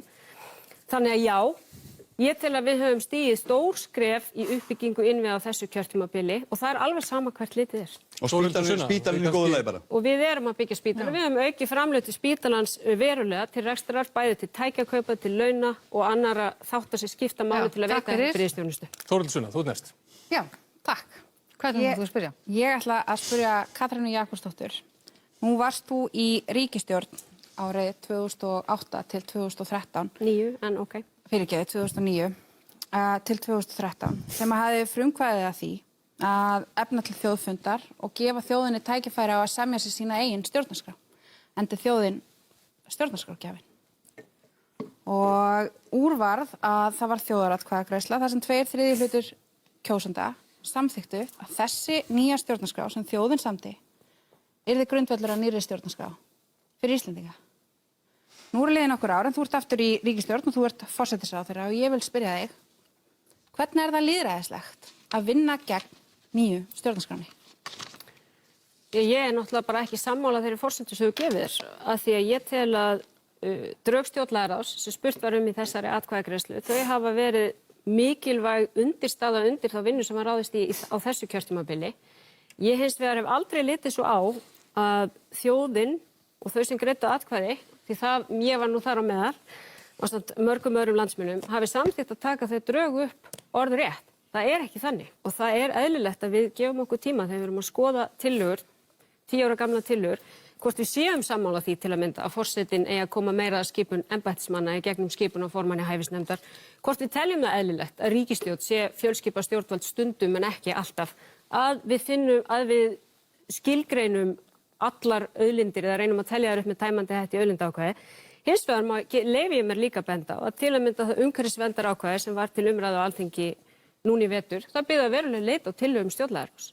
Þannig að ég bara fellst ekki á forsenduspurningarinnar, en ég leyfi mér að segja, ég held ekki að ég sé skuldbundin að því að taka þær tillögur upp orðréttar. Ég held að við verðum að geta fengið forsendu til að ræða þessi atriði. 10 ár þangað til að Logi Einarsson ég held að það sé bara mjög mikilvægt að við reynum að hreyfa þessu máli og það er það sem ég verð að gera. Ólíkt mörgum öðrum. Logi. Já, mér langar að spyrja Bjarna Benediktsson aðeins út í skoðanakannanir sem hafa verið gerðar svona nýlega, þar sem kemur fram að mikill meirihluti þjóðarinnar vill opinbert heilbrigðiskerfi og meiri fjárveitingar í það, róttaka uppstokkun á fiskveiðistjórnarkerfinu og að það renni miklu meiri arður í vasa eigandans, þjóðarinnar, og síðast en ekki síst vill stór meirihluti þjóðarinnar auka skattheimtu á efstu prósentu ríkasta fólksins. Og kannum sem við gerðum í Sjálfstæðisflokknum, svo ég benda á það. Af hverju hundsar Sjálfstæðisflokkurinn fullkomlega þennan ríka þjóðavilja og ekki síður hefur Sjálfstæðisflokkurinn hugsað sér að gera það áfram komist hann í ríkisstjórn? Þessi fullyrðing auðvitað stenst ekki á skoðun og það sem þú dregur ályktunum í framhaldinu. Við séum að hundsa vilja þjóðarinnar. Við höfum stefnu í öllum málum og við bjóðum fram og okkur gengur vel að afla fylgis hjá þjóðinni og höfum áformum að ganga vel í haust líka. Tökum þessi mál bara hvert fyrir sig. Fyrsta lagi, fólk vill sjá opinbert heilbrigðiskerfi á Íslandi. Hver greiðir fyrir heilbrigðisþjónustuna í Íslandi annar heldur en ríkið fyrst og fremst? Hvað hefur þessi ríkisstjórn verið að gera annað heldur en að draga úr kostnaðarþátttöku sjúklinga? Hvað hefur við verið að gera annað heldur en að auka framlög til heilbrigðiskerfisins, hins opinbera kerfis, þannig að engin ríkisstjórn á Norðurlöndunum hefur aukið jafn mikið við eins og íslenska ríkisstjórnin síðastliðin 4 ár. Þetta er sá málaflokkur sem að mestir fjármuni fara til. Skoðu bara álagningaseðilinn, þar sem við erum núna farin að birta í hvað skattarnir fara og það kemur fram að heilbrigðismálin eru það rest á blaði. Þannig að fólk er að fá opinbera heilbrigðisþjónustu. Það sem þú ert að rugla saman við og menn vilja gjarna leika sér með er að blanda inn í þessa umræðinni spurningun það hvort að það sé eðlilegt að einhverjir aðrir heldur en opinberi starfsmenn veiti þjónustuna. Og svar okkar sjálfstæðismanna við því er að setja sjúklingana í forgang, að skoða þetta einmitt þannig að fólk eigi heilbrigðistryggingu sem að það geti fengið þjónustu á grundvelli hennar. Og það þýðir að við höfum ekki að vera með þessar gömlu kreddur sem að birtast oft í samfylkingunni að það sé eitthvað að því að aðrir heldur en opinberi starfsmenn veiti heilbrigðisþjónustu eins og gengur svo vel, svo víða út allt í kerfinu hjá sérfræðilæknum. 3 síðustu aðgerðir sem ég fór í var einmitt á slíkum stofum. Laga á mér öxlina, laga á mér hnéð, gera við tönn. Þetta er allt gert. Er ekki rétt að spurta sér nú í sjávarútvegsmálin og skattin? Nei, þetta var ein spurning aftur það. Þetta er orðið fínt. Katrín, þú ert næst. Já, það er erfitt að velja og sérstaklega 2 spurningar sem nú hafa komið fram. Þær voru mjög líkar þeim spurningum sem ég var að hugsa þannig að ég ætla bara að taka smá eftirfylgni á Þorgerði og spyrja, myndi Viðreisn setja það sem skilyrði fyrir ríkisstjórnarþátttöku að sóttir aðild að Evrópusambandinu? Ég spyr á móti, Nei, það má ekki. Ég segi, þá er þetta bara vangaveltur og ég segi, það er alveg ljóst hver stefna Viðreisnar er. Við viljum klára samningaviðræður við Evrópusambandið. Við höfum tekið skref til þess að koma til móts við þessar raddir. Við höfum lagt fram á þingi meðal annars tillögunum það að skoða ákveðnar leiðir, efla Evrópusamstarfið og það að treysta þjóðinni. Þannig að ég segi, það kæmi mér á óvart ef lýðræðisflokkur eins og Vinstri græn myndi hafna því að spyrja þjóðinu það hvort þau að halda áfram með aðildarviðræður að Evrópusambandið. Það kemur mér mjög á óvart, nema það að reyndar kusu Vinstri græni árið 2009 gegn því að þjóðin En þetta var já eða nei spurning. Já, það var já eða nei spurning, já. Það á eftir að láta það reyna. Hvort að aðrir flokkar vilja ekki tryggja það að þjóðin fái réttin til þess að kjósa framhaldi. Við erum ekki að tala einu sinni að samþykkja samningi strax, bara framhaldi. Og ég segi fjandakornin ef menn eru svona lélegir og treysta sér ekki það. Þú slappst við að svara Nú spurningunni. ætlum við að fara í næsta mál. Tíminn líður. Við ætlum að tala heilbrigðismálin. Það er náttúrulega málaflokkur sem tekur til sín stóran hluta fjárlaga á hverju ári eins og hér var nefnt áðan.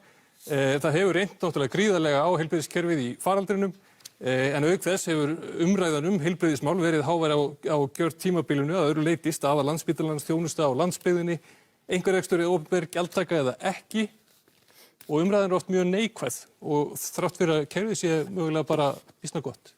Gunnar Smári, þú hefur ekki setið á Alþingi og hefur hort á þetta allt saman utan frá síðustu árin. Hvernig blasir þetta við þér, hvað þarf að laga og hvað má fara betur í kerfinu?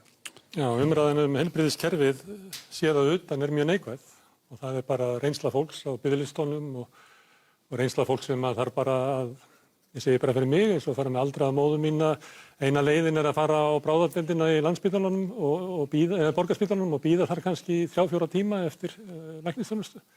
En síðan held ég að við höfum flest þá reynslu að þegar við komumst inn í kerfið, að þá höfum við jákvæða reynslu af heilbrigðiskerfinu. Þá hittum við gott starfsfólk sem að sér vel okkur og okkur finnst við vera í góðum höndum. Og þetta finnst mér endurspegla svolítið vandann af því að kerfið er mikið til rekið af fólki sem er í mikilli fjarlægð. Það er rekið að stóru leyti frá fjármálaráðuneytinu sem að skammta peningana og svo með heilbrigðisráðuneytið og skrifstofu Landspítalans og eitthvað fleira.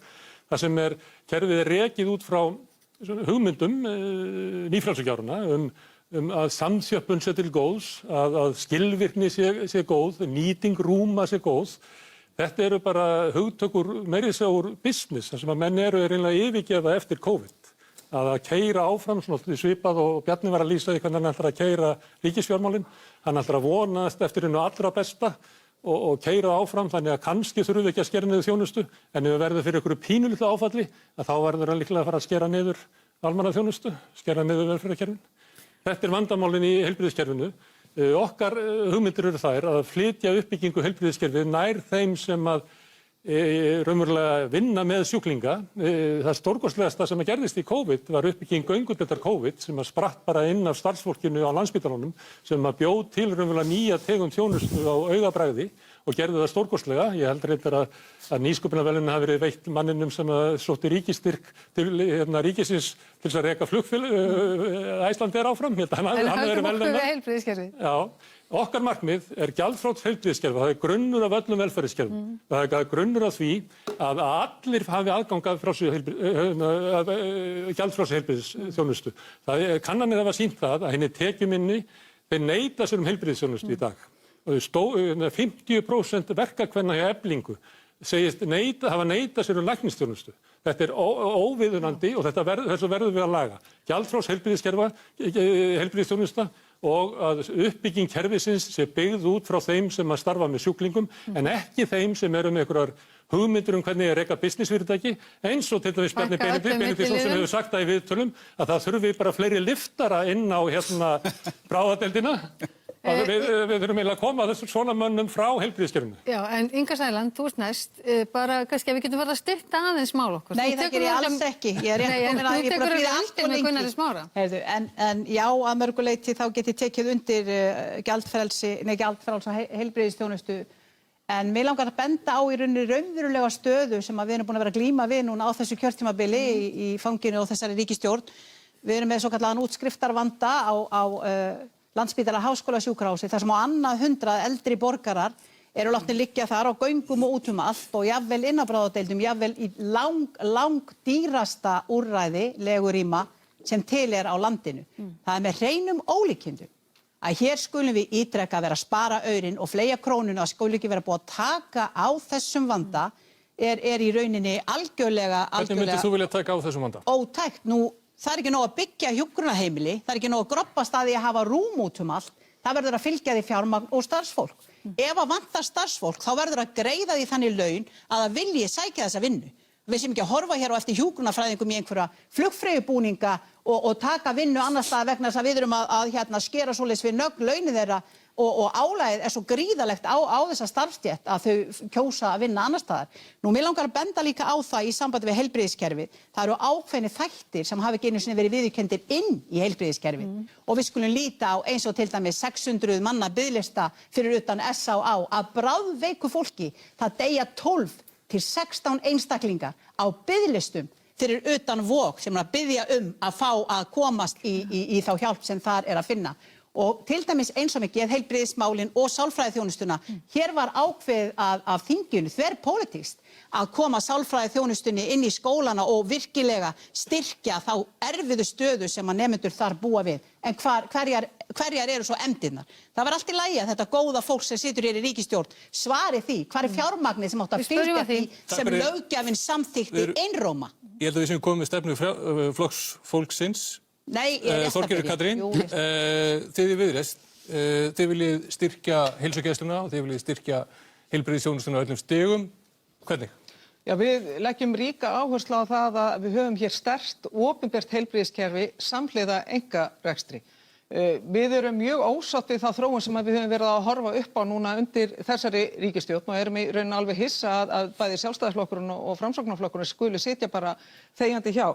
Því að við erum að sjá biðlista á biðlista ofan. Við erum að sjá biðlista eftir sjúkraþjálfurum, eftir talmeinafræðingum, eftir sálfræðingum, eftir sérfræðilæknum, langa biðlista á landsbyggðinni, biðlista hjá börnum, biðlista eldri borgara eftir þjónustu. Þannig að þó að það hefur verið aukið í heilbrigðiskerfið, fjármagni, að þá er það greinilega ekki að fara á rétta stað. Og það sem að við viljum gera ríkisstjórnin felldi til að mynda allar okkar tillögur þrátt fyrir að hafa samþykkt frumvarp okkar þvert á flokka aukna sálfræðiþjónustu, aukið aðgengi, ekki síst þeirra sem eru tekjulegur, ungs fólk sem að þarf á aukinni sálfræðiþjónustu að halda eða eldri borgarar og öryrkjar sem að eiga lítið á milli handana.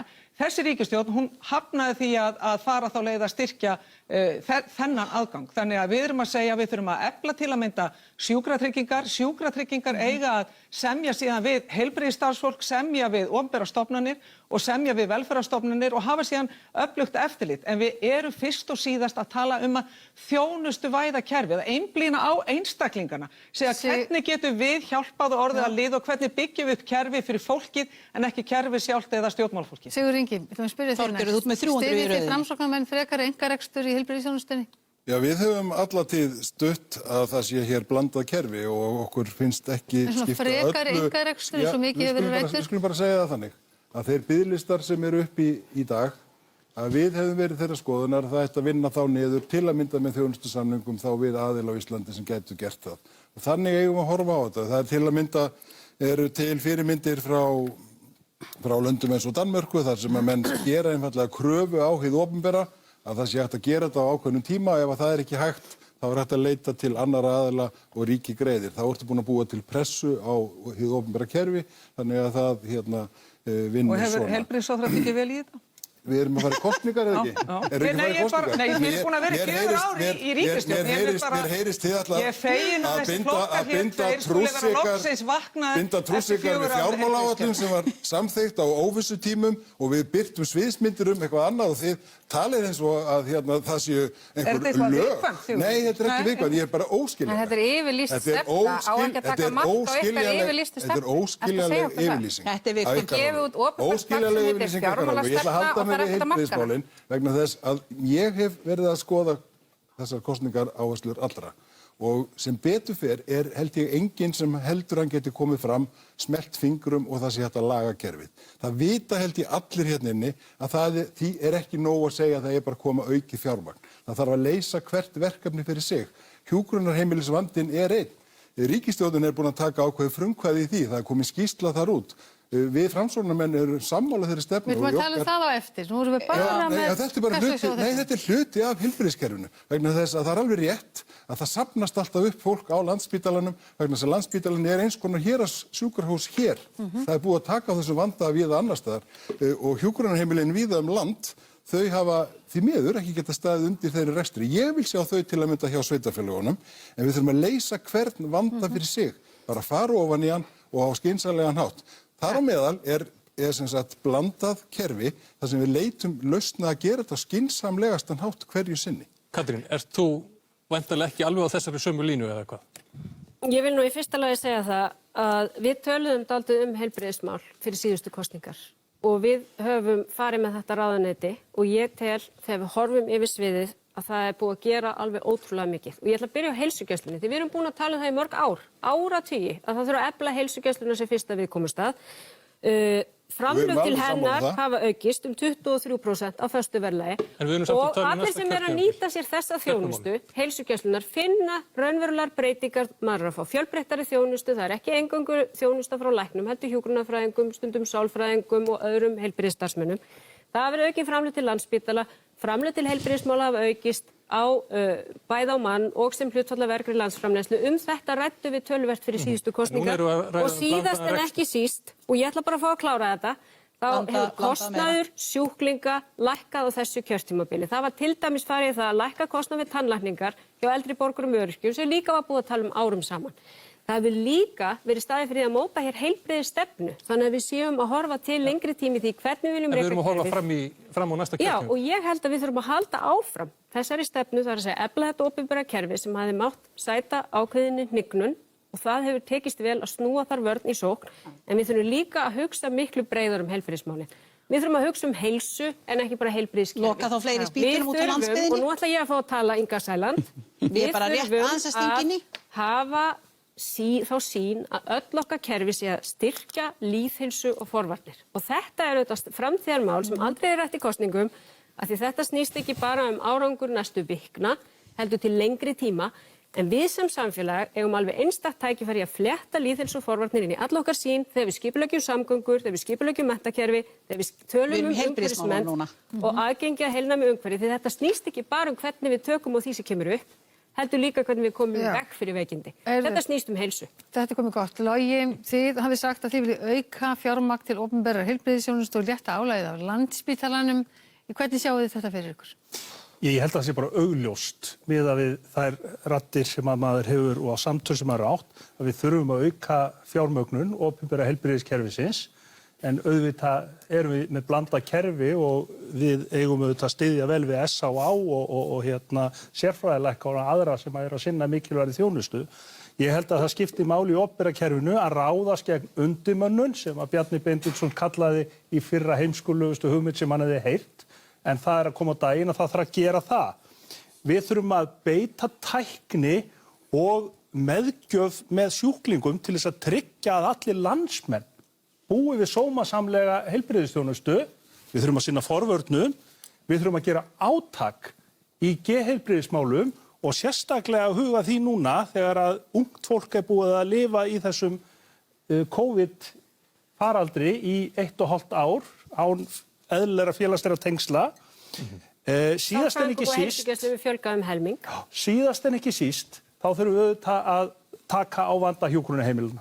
Við þurfum að samþætta þessa þjónustu, við þurfum að samþætta hjúkrunarheimili, heilsugæslu, heimahjálp og heimahjúkrun og gefa fólki tækifæri til að búa lengur heima.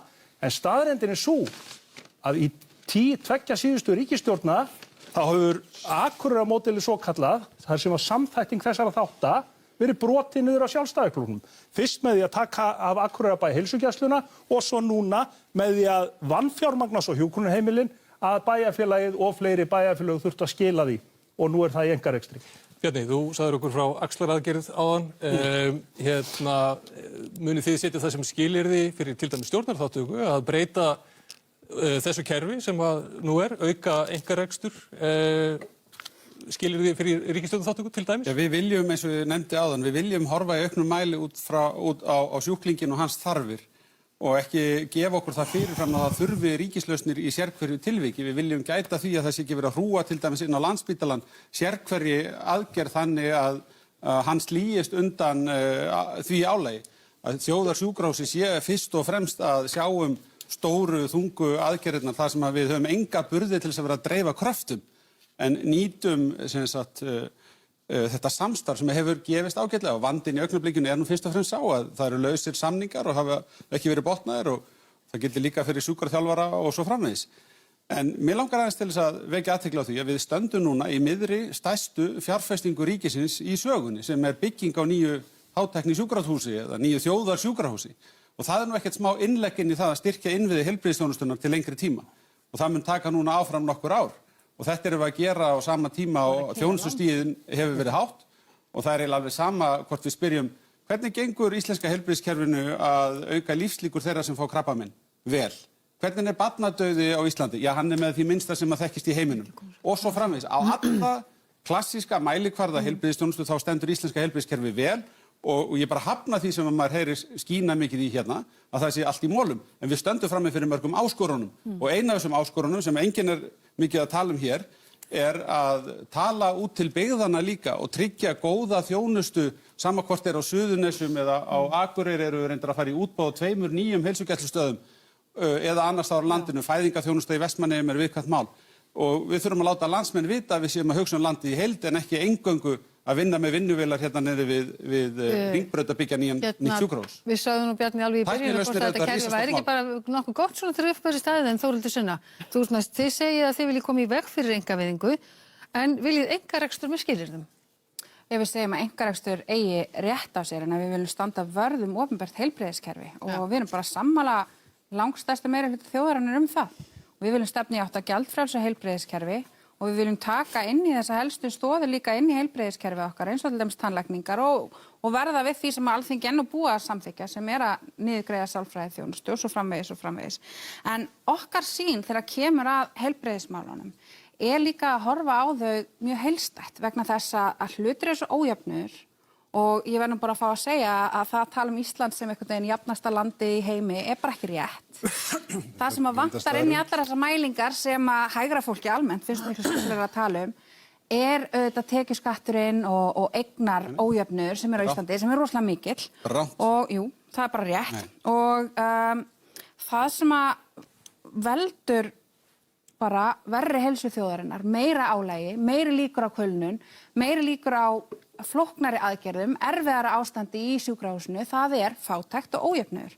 Og það alls staðar í heiminum verið að tala það að við verðum að fjárfesta og við verðum að fyrir stórsókn í heilbrigðiskerfunum okkar, í sálfræðiþjónustu, við verðum að fara í uppbyggingu sem álíka á að byggja upp eftir stríð út af þeim langvarandi áhrifum sem að COVID mun hafa og hefur haft á fólki sem hafði verstu stöðuna fyrir.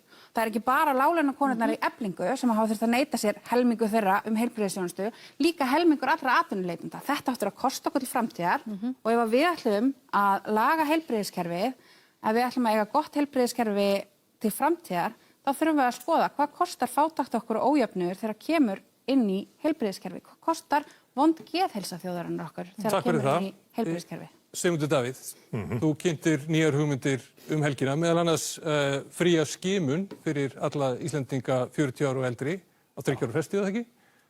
Er það verkefni sem að má bæta á heilbrigðiskerfið núna? Það skiptir auðvitað mjög miklu máli, en það segir sína sögu vanda ríkisstjórnarinnar í heilbrigðismálunum þegar að ráðherra í ríkisstjórninni segir að það sé óskiljanlegt að menn hafi tekið mark á fjármálaáætlun ríkisstjórnarinnar í heilbrigðismálum af því nú séu komnar kosningar. Og þetta með það sem við horfum upp á núna í svo mörgum málaflokkum fyrir þessar kosningar að menn segja ekki líta það sem við erum búin að vera að gera heldur það sem við ætlum að gera. Munurinn hjá okkur að við kynnum stefnu sem við ætlum okkur raunverulega að standa við. Þess vegna erum við og þar með talið þetta atriði sem þú nefndir sem gríðarlega mikilvægt upp á lýðheilsu og forvarnir. En það raunhæft verkefni fyrir kerfið eins og það núna? Það algjörlega raunhæft verkefni og mun auk þess hjálpa kerfinu að vaxa og verða betra í því sem það gerir. Því að fólk mun geta valið hvar það fer í þessa skimun og ríkið greiðir þeim fyrirtækjum sem að veita hana svo framalöðu þetta sem þau uppfylla ákveðin skilyrði. En auk þess þarf auðvitað að hverfa frá þessari samþjöppunarstefnu sem full reynd í heilbrigðiskerfinu, færa aftur heilbrigðisþjónustuna nær fólki, beita heilsugæslunni meira en raun hefur verið og það mun þurfa mjög sterka hvata til ríkisins, enda þessar tillögur okkar allar til þess ætlaðar að rauninni setja kerfi í þá stöðu að þurfa að framkvæma, þurfa að ná fram breytingum og þess vegna leggjum við til dæmis að þegar fólk hefur þurft að bíða lengur en 3 mánuði eftir nauðsynlegum aðgerðum, þá fyrir ríkið að greiða bætur. En það raunhæft, Sigmundur Davíð? Eftir 3 mánuði á biðlista þá megi ríkið að greiða þér bætur? Vegna þess að biðlistarnir eru svo óhagkvæmir. Valla hugsunin svo að menn verði það lengi á biðlista að þeir gefist upp eða verði of veikir til að fara í aðgerð eða bara degi. Hugsunin hlýtur að vera svo að allir sem eru á biðlista komist í aðgerð.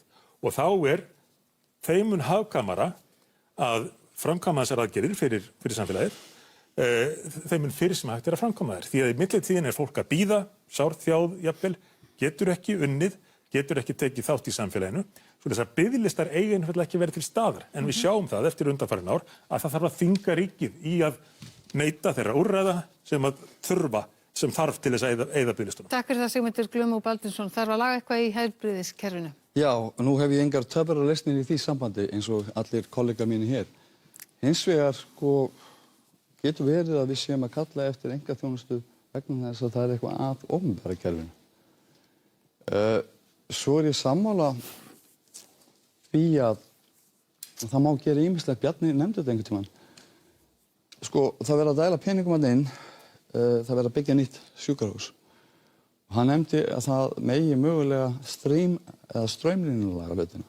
Kannski of mikið af millistjórnendum, kannski of mikið fólk sem á toppnum. Við verðum kannski að straumlínulega þetta þess að gera þetta svona skilverkara. Ég tek alveg undir það. Og að lokum langar mig að nefna eitt að geðheilbrigðiskerfið það snýst ekki bara fólk sem missir hendina eða slasast eða lendir í einhverjum ógöngum, það líka geðheilbrigðiskerfið og ég tel að geðheilbrigðiskerfið á Íslandi sé í molum. Þegar ég var lítill 70, 80, 90 þá gortuðum við okkur að ég verði með besta heilbrigðiskerfið í heimi. Það bara ekki svoleiðis í dag. Ég á dóttur, 24, sem þjáist af einhverju og ég kem allstaðar af læstum dyrum og ég veit ekki hvað ég gera. Að lokum verði ég bara að fara með út ég ætla að bjarga lífið þessar stúlku. Takk fyrir þetta, Glúmur. Við ætlum að fara núna í seinni helminginn þar sem að þið spyrjið spurningarna og við okkur langar til þess að ítreka það svo að við komumst yfir þessu við ætlum verið kjarnist, stuttar spurningar, stutt svör. Sigurður Ingi, þú ert fyrstur. Já, ég var að spyrja Ingu Sæland. Það var eftir þetta verðt á þessu kjörtímabili að þau 2 þingmennirnir hafa talað mikið öryrkja og þekkja þeirra kjör, eins og þau segja. Og mér langar að spyrja, sem sagt, nú erum við hjá Framsókn með áherslur til að mynda varðandi öryrkja og lítum svo á að margir sem hafa það verst í röðum öryrkja séu þeir sem að búa við dýrt húsnæði. Og við erum að leggja áherslu á að nýta betur almennu íbúðirnar sem eru leigu íbúðir sem og að útvíkka hlutdeildarlánin til fleiri hópa sem eru í viðkvæmri stöðu, þar á meðal öryrkja eða aldraðra. Það komið ljós að 1/3 af þeim kaupum sem í dag eru vegna þessa opinberu aðgerða og 1/4 fer til fyrstu kaupanda, sem ungs fólk. Þú þarf að fá sér þátt bara. Og spurningin þessi. Þetta góðar tillögur hjá Framsóknarflokknum? Myndi flokkur fólksins styðja þær? Og þá spyr ég út frá þekkingu ykkar sem þið hafið á kjörum öryrkja. Þekkingi sem ég hef nákvæmlega þessi að það í rauninni nánast engin öryrki á þessum lægstu launum sem býr í eigin íbúð og hefur efni á því. Einhvern veginn þá hefur þetta kerfi ýtt þeim út í ennþá verri stöðu sem leigumarkaður. Þannig miðja mánuði þá eiga fæstir þeirra fyrir salt í grauti. En almennu íbúðurnar eru þar? Þess að borgar bara... Já, ég til dæmis algjörlega ósammála því þegar sem að þið gerðu þegar þið ákveðu að setja Keldnalandið að veði undir... Það var ekkert verið að spyrja það. Jú, ég að tala peninga. Ég vildi nota það undir þessar íbúðir. Ég náttúrulega bara leiða mig í svarið ef ég má svara. Þá hefði ég viljað sjá það að vera byggt upp almennilegt húsnæðiskerfi sem að ríki hefði gert algjörlega á sínu landi og til þess að taka utan þessa þjóðfélagshópa sem eru hér að flytja jafnvel jável 10 sinnum á 10 árum og börnin þeirra eru á endalausu flandri og geta aldrei skotið rótum. Þannig að búsetu, við getum þakka Brynju Hússjóði Öryrkjabandalagsins sem sérstaklega hefur tekið utan um þennan þjóðfélagshóp og bara fyrirtæki séreignar stofnun sem að í rauninni að kaupa og selja eignir og hefur haldið mjög vel utan um þennan hóp. En þar eru til dæmis ríflega 600 öryrkjar á biðlista núna eftir búsetuúrræði. Var það já eða var það nei? Og þeir eru búin að loka biðlistunum. Þannig að ef við erum að tala um það að gera eitthvað fyrir þennan þjóðfélagshóp sem því miður hefur ekki verið gert á þessu kjörtímabili, þá munið þið taka utanum þau með tilliti til þeirra tekna sem þau hafa, sem þeim eru skömmtuð þessi hungurlús upp á kannski 260.000 krónur útborgað. Þetta náttúrulega bara sárara en tárum taki og það getur bara enginn lifað á þessu á Íslandi í dag. Þorgerður Katrín, þú ert næst. Já, það svona kannski stærsta opinbera leyndarmálið í þessum kosningum að þau þrjú eru búin að mynda kosningabandalag. Ef að þau halda meirihluta þá halda þau áfram. Hér áðan hjó eftir því að Katrín sagði að við ætlum að halda áfram stefnunni í heilbrigðismálum og þannig að ég ætla að beina spurningunni þá til Bjarna. Við erum búin að upplifa eins og ég segi biðlista ofan, það ekki búið að semja, það náttúrulega lýsir ákveðinni heilbrigðisstefnu, það ekki búið að semja við talmeinafræðinga, ekki semja við sjúkraþjálfara, ekki semja við sálfræðinga eða sérfræðilækna eða ýmsa aðra innan heilbrigðisgeirans. Þess vegna mig langar að spyrja ef þessi ríkisstjórn heldur áfram þá atkvæði greitt Sjálfstæðisflokknum, atkvæði greitt stefnu Vinstri grænna í heilbrigðismálum, myndu styðja þá áfram þá stefnu sem að Svandís hefur verið að setja fram? Ég held að þegar við hófum þetta ríkisstjórnarsamstarf þá hafi verið aðkallandi önnur mál heldur en við myndum vilja ræða að þessu sinni. Og við myndum setja þau mál sem þú veist að ræðum hér á dagskrá og ég á ekki vonaði satt best að segja eftir samtal í ríkisstjórninni að það yrði mikill ágreiningur ef til þess kæmi að ráðast að rót vandans. Það sem að við hins vegar höfum kannski lagt meiri áherslu á heldur en ég hef heyrt almennt í pólitískri umræðu í dag að það þurfa að fjárfesta í nýjum tæknilausnum í heilbrigðiskerfinu. Og ég held að við eigum inni alveg ótrúlega mikil tækifæri þar, ekki bara að auka hagræði í rekstrinum heldur að stórbæta þjónustuna til dæmis út um allt land. Hér nefnd sálfræði þjónusta. Við erum ekki ennþá farin að treysta okkur til þess að eiga samstarf við þá sem geta boðið lausnir á því sviði þannig að við getum veitt þjónustuna.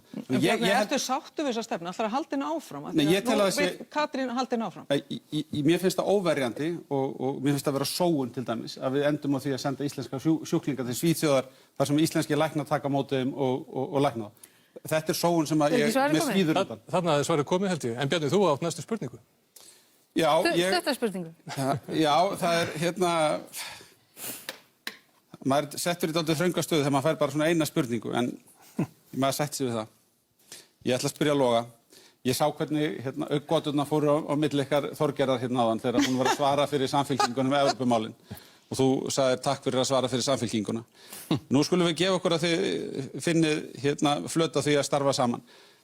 Erum við í alvörunni aftur að fara að horfa upp á sama skrípaleikin og var farið í 2009 þar sem án þess að væri meirihluti á Alþingi var lögð fram og ráðist í aðildarumsókn að Evrópusambandinu sem að strandaði svo hroðalega við höfum varla séð annað eins og flokkarnir fengu að gjalda þess síðan í framhaldinu. Erum við í alvörunni því að þú varst nú að tala um skoðanakannanir. Af hverju ekki að hlusta á það að fólk hefur ekki áhuga á þessu máli? Ekki spurningin komin. Og meirihluti þjóðar á móti inngöngu í Evrópusambandið. Þannig ég spyr, erum við í alvörunni að fara að horfa aftur á þennan skrípaleik?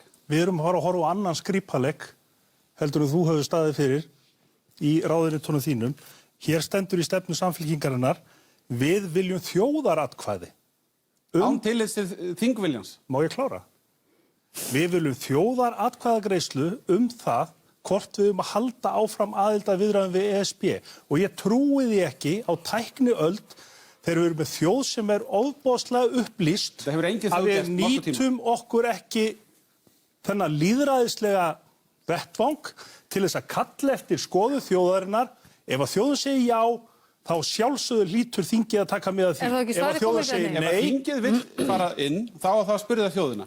en ekki að spyrja þjóðuna á þess að þingviljinn sé til staðar og sitja svo upp með meirihluta þingsins á móti viðræðuferli. Þetta alveg rugl. Er ekki svarið komið, Bjarni? Jú, svarið komið. Þetta er ótrúlega staða. Að því gefnu, Bjarni, að þú hundsir þjóðaratkvæðagreiðslu eftir þjóðaratkvæðagreiðslu. Ég er alveg sammála Inga Sæland á næstu spurningu. Ég er sammála Hann er einfaldlega að segja að það er ekki hægt að fara eftir þjóðaratkvæðagreiðslu. Hann treystir sér ekki sem formaður flokks að fara eftir vilja þjóðarinnar. Það er bara engin þjóð nokkuð tíma látið sér detta það í hug að knýja dyra hjá Evrópusambandinu og segja, hér viljum við hefja viðræður. Við erum reyndar á móti eingöngu við sem að ráðum þessu á þinginu og förum með atkvæðisréttin. Og við ætlum ekki að semja við ykkur þar sem að þið hafið komið ykkur saman við vorum send til þess að athuga hvað er í boði. Menn munir bara hlæja þessu eins og augljóst er. Þetta er nákvæmlega það sem við erum búin að vera upplifa síðustu ár. Þjóðin hefur sagt skoðun sína í risastórum málum og í skoðanakönnunum 70-80% þjóðarinnar í máli eftir máli. En flokkur sem með 25% atkvæði á bakvissi, hann hefur beitt neitunarvaldi í ríkisstjórn eftir ríkisstjórn og þess vegna þurfum við Þetta er komið. Inga Sæland, þú átt næstu spurningu. Takk fyrir. Ég er sem að lofa Bjarna að halda á honum að tala því hann er orðinn svo rosalega spenntur. Þannig að ég ætla að beina minni spurningu til þín, ágæti Bjarni. Nú hefur Flokkur fólksins ítrekað mælt fyrir frumvörpum á þessu kjörtímabili sem lúta að því að draga úr skerðingu vegna atvinnutekna bæði eldri borgara og öryrkja. Við höfum í rauninni lagt fram mjög góða greinargerðir og þú hefur jafnvel sagt að hugmyndi væri galin hérna á tímabili og þú jafnvel fóst í það að tala 900.000 króna framkvæmdastjórinn í Garðabæi, ég hugsa nú að engi sé með það lág laun þar reyndar að vísu, hvort að við værum að mæla fyrir því að hann myndi þess að fá þá fullar atvinnuleysisbætur. Nú allt í einu, nú allt í einu, þá einu svo bara sólin hafi bara kviknað þarna og bara, það eru bara öll ljós kveikt og þú ert bara heima og þú ætlar bara að gera allt þetta. Þú segir að það sé kominn tími til að leyfa fólki að bjarga sér sjálfu, eins og við erum búin að tala í 4 ár, að leyfa fólki að vinna og gera alla þessa skapaða hluti. Kannski búin að sjá ljósið að sjá að það myndi greiða staðgreiðslu sinna skatta og allt þetta. Og ég spurði Bjarni, hvað hefur komið fyrir? Ertu eitthvað að frelsast í áttina að þessari yndislega fallegu sýn? Hvað er það sem færði þig til þess að sjá ljósið og mega kjósendur eiga von á því að þú ætlar að standa við þetta? Og til dæmis að rífa lífeyriskerfið frá rótum og allt þetta. Þetta er bara dásamlegu söngur sem ég vildi gjarnan heyra þið syngja núna fallega fyrir þjóðina. Þú ert ekki svo eina sem hefur fagnað okkar kosningaáherslum. Já, bara þessi. En ég held ef þú letir aðeins á fordómum í Garðbæinga að þá held ég að... Þú sagði þetta. Nei, það varst þú sem varst að tala Garðbæinga sem væri ekki svo venjulegt fólk. Í ansvari við mig. Nú ætlum ég að segja við að þá held ég að við myndum örugglega finna góðan hlut á því að gera betur í þessum 2 kerfum. Og það er staðreynd. Ég hef aldrei andmælt því að við sitjum uppi með óvinsæl kerfi á báðum stöðum vegna þess að skerðingarnar eru of háar. Ég finnst að vera andmælt í þinginu þegar að fólk er að mælast til þess að við fellum þær alfarið niður. Og ástæðan er þessi hér. Ef við fellum alfarið niður tekjutengingar, til dæmis í ellilífeyriskerfinu eins og það er núna, þá erum við að tryggja framlög til þeirra sem hafa tiltölulega háar tekjur á þess að komi einasta króna til ellilífeyrisþega. Getum séð fyrir okkur 83 ára gamla konu eða mann sem er aldrei að fara út á vinnumarkaðinn. Við erum ekki að tala við það fólk. Við setjum ekki 1 krónu til þess einstaklings til þess að bæta stöðu hans, en við erum byrjað að hafa áhyggjur af því að það kom ekki bætur til þess með mörg 100.000 krónur í atvinnutekjur. Þetta er rosalega sorglega rangt hjá þér. Þú ert að vera hér í villu og svimma. Nei, þetta er bara það sem ég hef sagt á þinginu og ég er að endurtaka hér. Okkar stefna núna er að stokka upp ellilífeyriskerfi almannatrygginga og fara á inn í ræturnar á kerfinu og skilja það eftir þannig og það verði hvati, fólki sé hjálpa til sjálfshjálpar. Það höfum við sjálfstæðismenn sagt frá 1929 að við eigum að vera með mannúðleg kerfi þar sem fólk getur bjarga sig sjálf en er ekki læst inn í flóknu regluverki ríkisins þannig að það sjá engan ávinning af því að sækja fram. Heldur það sé margir með undir 25 krónur í lífeyrissjóði til dæmis? Öryrkjarnir þurfa að fá endurkomu tryggingu inn í kerfið gegn því að láta reyna á starfsgetu matið. Gunnar Smári, það er komið að þér að spyrja. Inga, þú varst komið að svara það ekki? Nei, ég var þannig blekk. Þú varst reyndar ekkert einu Hann svaraði ekki rétt, hann svaraði ránt. Hann fór með ránt mál. Þú vildi bara ákveðið svar. Nei, ég vildi bara að hann segði það er verið að tala hér Gunnar atvinnutekjur Smári á eina línuna versus að einstaklingar eru skertir við 25.000 krónur úr lífeyrissjóði og þeir eru líka skertir vegna... Já, en þá ertu að draga það saman og setur þetta allt í eitt pott. Já, við eigum Þú hrærir þessu bara í eitt graut. Já, við verðum að breyta þessu kerfi. Í Frakklandi er þetta kallað fyllibittuloforð stjórnmálamanna sem hafa haft öll tækifæri til þess að laga hluti en koma síðan alltaf rétt fyrir kosningar og lofa öldruðum öllu fögru. Þetta er kallað fyllibittuloforð sem náttúrulega aldrei í meiningi að standi við. En ég ætla að spyrja þriðja mannin í ríkisstjórninni, Sigurð Inga. Sósíalistaflokkurinn svolítið öðruvísi en flestir þessara flokka. Hann er hreyfing sem ekki bara að horfa á það að taka þátt í stjórnmálum. Hann var stofnaður fyrir meira en 4 árum og hefði getað boðið fram síðast, en kaus að gera það ekki, heldur taka þátt í því sem hefur kallað endurreisn verkalýðshreyfingarinnar. Þetta er formálinn að spurningunni. Þetta er formálinn að spurningunni og mikilvægur. Og margt af því sem að svo endurreisn, á þess að ég ætla að eigna Sósíalistaflokknum allt það sem að þar gerðist, eru rætur af því sem að ríkisstjórnin er að stæra sig af. Breytingar í skattakerfinu, breytingar í húsnæðiskerfinu sem voru gerðar af kröfu verkalýðshreyfingarinnar. Þetta bendir til þess, og það er það sem að Sósíalistaflokkurinn leggur mikla áherslu á, að það eru fjöldahreyfingar, almannahreyfingar og verkalýðshreyfingar sem eru mikilvægir í samfélaginu. Og þess vegna ætla ég að beina því til Sigurðar Inga sem er í Framsóknarflokknum sem rætur í annarri glæsilegri hreyfingu, Samvinnuhreyfingin, sem hafði mikil áhrif síðustu öld. Hvort að hann var ekki til í að taka höndum með okkur sósíalistum og taka þátt í endurreisn Samvinnuhreyfingarinnar. Þannig að við getum byggt upp samvinnufélög út í byggðunum, það getum endurreist kaupfélögin, þar sem að það væri ekki bara auðvaldið sem ætti verslunum okkar, heldur almenningur sjálfur og hvort það væri hægt að einhvern veginn, við getum hjálpa honum til þess að finna hjartað í Framsóknarflokknum og koma til okkar og taka þátt með okkur í baráttu. En þetta er já eða nei. Stutt svar. Já eða nei. Ég ætla að reynda fyrst að svona setja aðeins út að maður sé kallaður þriðji maðurinn í ríkisstjórninni. En það er nú kannski grín. Það er rétt hjá, og ég teki eftir því að Gunnar Smári er mjög hreyfinn af Samvinnuhreyfingunni. Hún er mjög sterk víða heim og hún hefur farið svolítið halloka. Hún reyndar kölluð öðrum nöfnum í dag, hún kölluð klasastefna og alls konar hlutir. Ég er til í að fá bara liðsinni allra í að nýta betur Samvinnuhreyfinguna og afl fjöldans til allra góðra verka og það er á mjög mörgum sviðum sem það myndi hjálpa og gagnast íslensku samfélagi. Já. Svona kannski áður en lengra er haldið við hefum þurft að sleppa ýmsu af því að þið hafið talað lengi. Við ætlum til dæmis að tala við ykkur meira 65+ hópinn sem verður gríðarleg fjölgun á næstu 20 árum. En kannski bara spyrja út í eitt atriði sem kom hérna fram. Þorgerður Katrín sagði að það væri óopinbert leyndarmál að þið væru búin að mynda kosningabandalag ef að þið fáið til þess meirihluta stjórnarflokkarnir 3. Er það rétt? Það er alls ekki rétt og ekkert verið rætt neinni alvöru á nokkrum tímapunkti. Ég hef hins vegar sagt fyrir mitt leyti að það væri mjög einkennilegt að ríkisstjórn sem að í fyrsta skipti 3 flokka stjórn hefur tekist á við alls konar stór og flókin verkefni og gert það vel. Ef hún heldur meirihluta og hefur áfram stuðning hjá þjóðinni þá finnst mér það óeðlilegt ef við settumst ekki niður og létum á það reyna hvort við getum áfram náð saman. Eru þið á sama máli, Katrín og Sigurður Ingi? Ekki svo vel. Já, greinilega bæði. Já. Nei, ég ætla bara að fá að hleypa Sigurður Inga fyrst. Hleypa forsætisráðherra. Nú, jæja.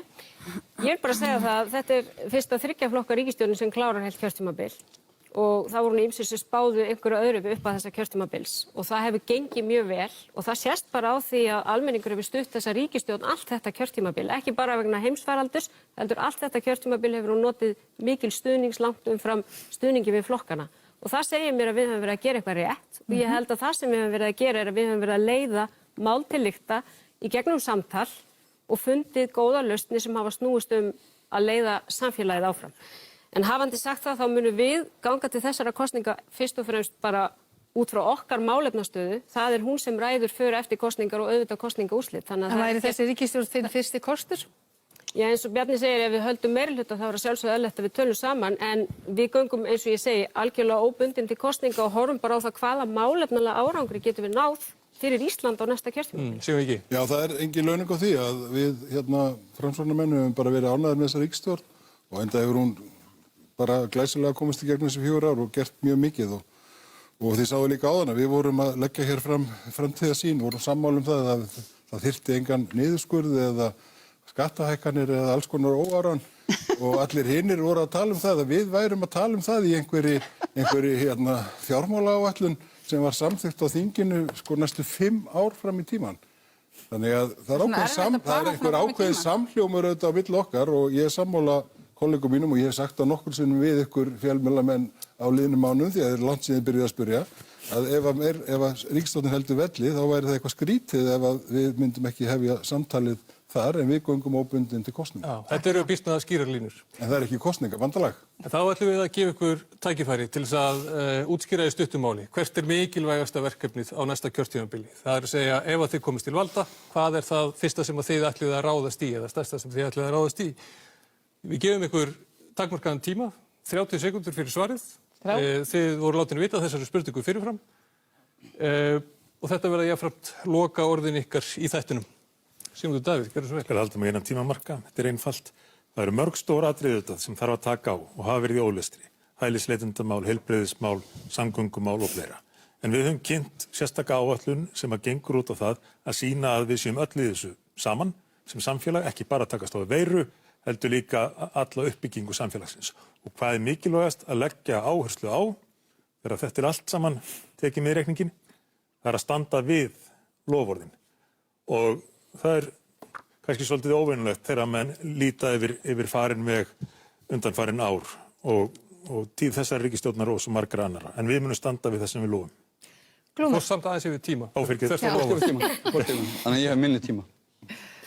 Já, takk fyrir að spyrja mig. Ég hef fengið að komast að fyrir þessu liði hérna, bara í hálf tíma. En ástæðan fyrir því að ég ákvaði að fara í pólitík er þessi. Og ég bara stutt. Ísland er lítil þjóð með 370.000 manns. Hvernig stendur á því að það skulle vera ójöfnuður í einu ríkasta landi í heimi? Af hverju hefur við sætt okkur við það? Hvernig stendur á því? Við ætlum bara að sætt okkur við það. Og hérna, ég meina, bara ASÍ sagði frá því að 10% eiga 40% af öllum hreinum eignum í landinu. Þetta bara gengur ekki upp. Ég ætla að berjast gegn þessu, ég ætla að berjast gegn kvótakerfinu og ég ætla að rífa kjaft komast ég á þing. Ég mun engan láta í friði. Takk. Já, mikilvægasta málið komast við í ríkisstjórn er að leggja hornsteina að sjálfbæru samfélagi til framtíðar og til þess að það megi verða þá þurfum við róttækar breytingar í sjávarútvegi. Við verðum að fara í nýja nálgun þegar kemur að efnahagsmálunum og við þurfum að finna heilbrigðari hvata til jafns við eða aukreitis við hagvöxt í hagkerfinu. Við þurfum líka virkar varnir gegn spillingu, við þurfum nýju stjórnarskrána með öllum sínum lýðræðisumbótum og síðast en ekki síst að þá þurfum við róttækar og sanngjarnar breytingar í loftslagsmálum. Og þess vegna er mikilvægt að við myndum samstillta ríkisstjórn án Sjálfstæðisflokksins vegna þess að hann hefur sýnt ást þannig að hann stendur gegn öllum þessum þáttum. Logi? Já, við þurfum auðvitað að bæta líf almennings nú og komandi kynslóðar. Þess vegna þurfum við að setja fjölskyldunar í forgang. Stuðla að barnabótakerfi fyrir barnafjölskyldur og bæta kjör eldri borgara og öryrkja. Við þurfum að koma skikki á húsnæðismarkaðinn og ráðast í alvöru aðgerðir í loftslagsmálum. Nú er bara einfaldlega komið nóg af dekstri við sérhagsmunaöflin. Nú er komið að almenningi og til þess þurfum við aðra ríkisstjórn. Katrín.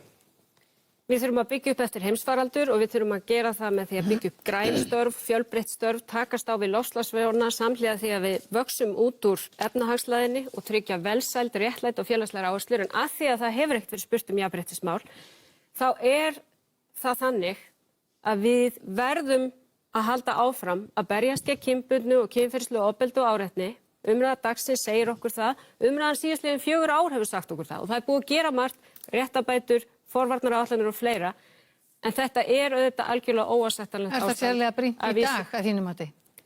Já, að því að ég er 45 ára og ég er búin að horfa upp á þetta alla mína ævi og ég vil sjá meiri árangur á minni ævi og þess vegna ætla ég að halda áfram að berjast fyrir því að þetta verði forgangsmál í stjórnmálunum og rati alltaf á dagskrá í öllum umræðu þáttum fyrir alla kosningar. Sigurður Ingi. Já, við sjáum fyrir okkur að eftir COVID ætlum að byggja upp samfélagi þar sem við fjárfestum í fólki, ætlum að byggja á þessari grunnhugmynd kerfisbreytinguna í kringum börn og táknræn stuðningur þessi 60.000 króna frístundastyrkur.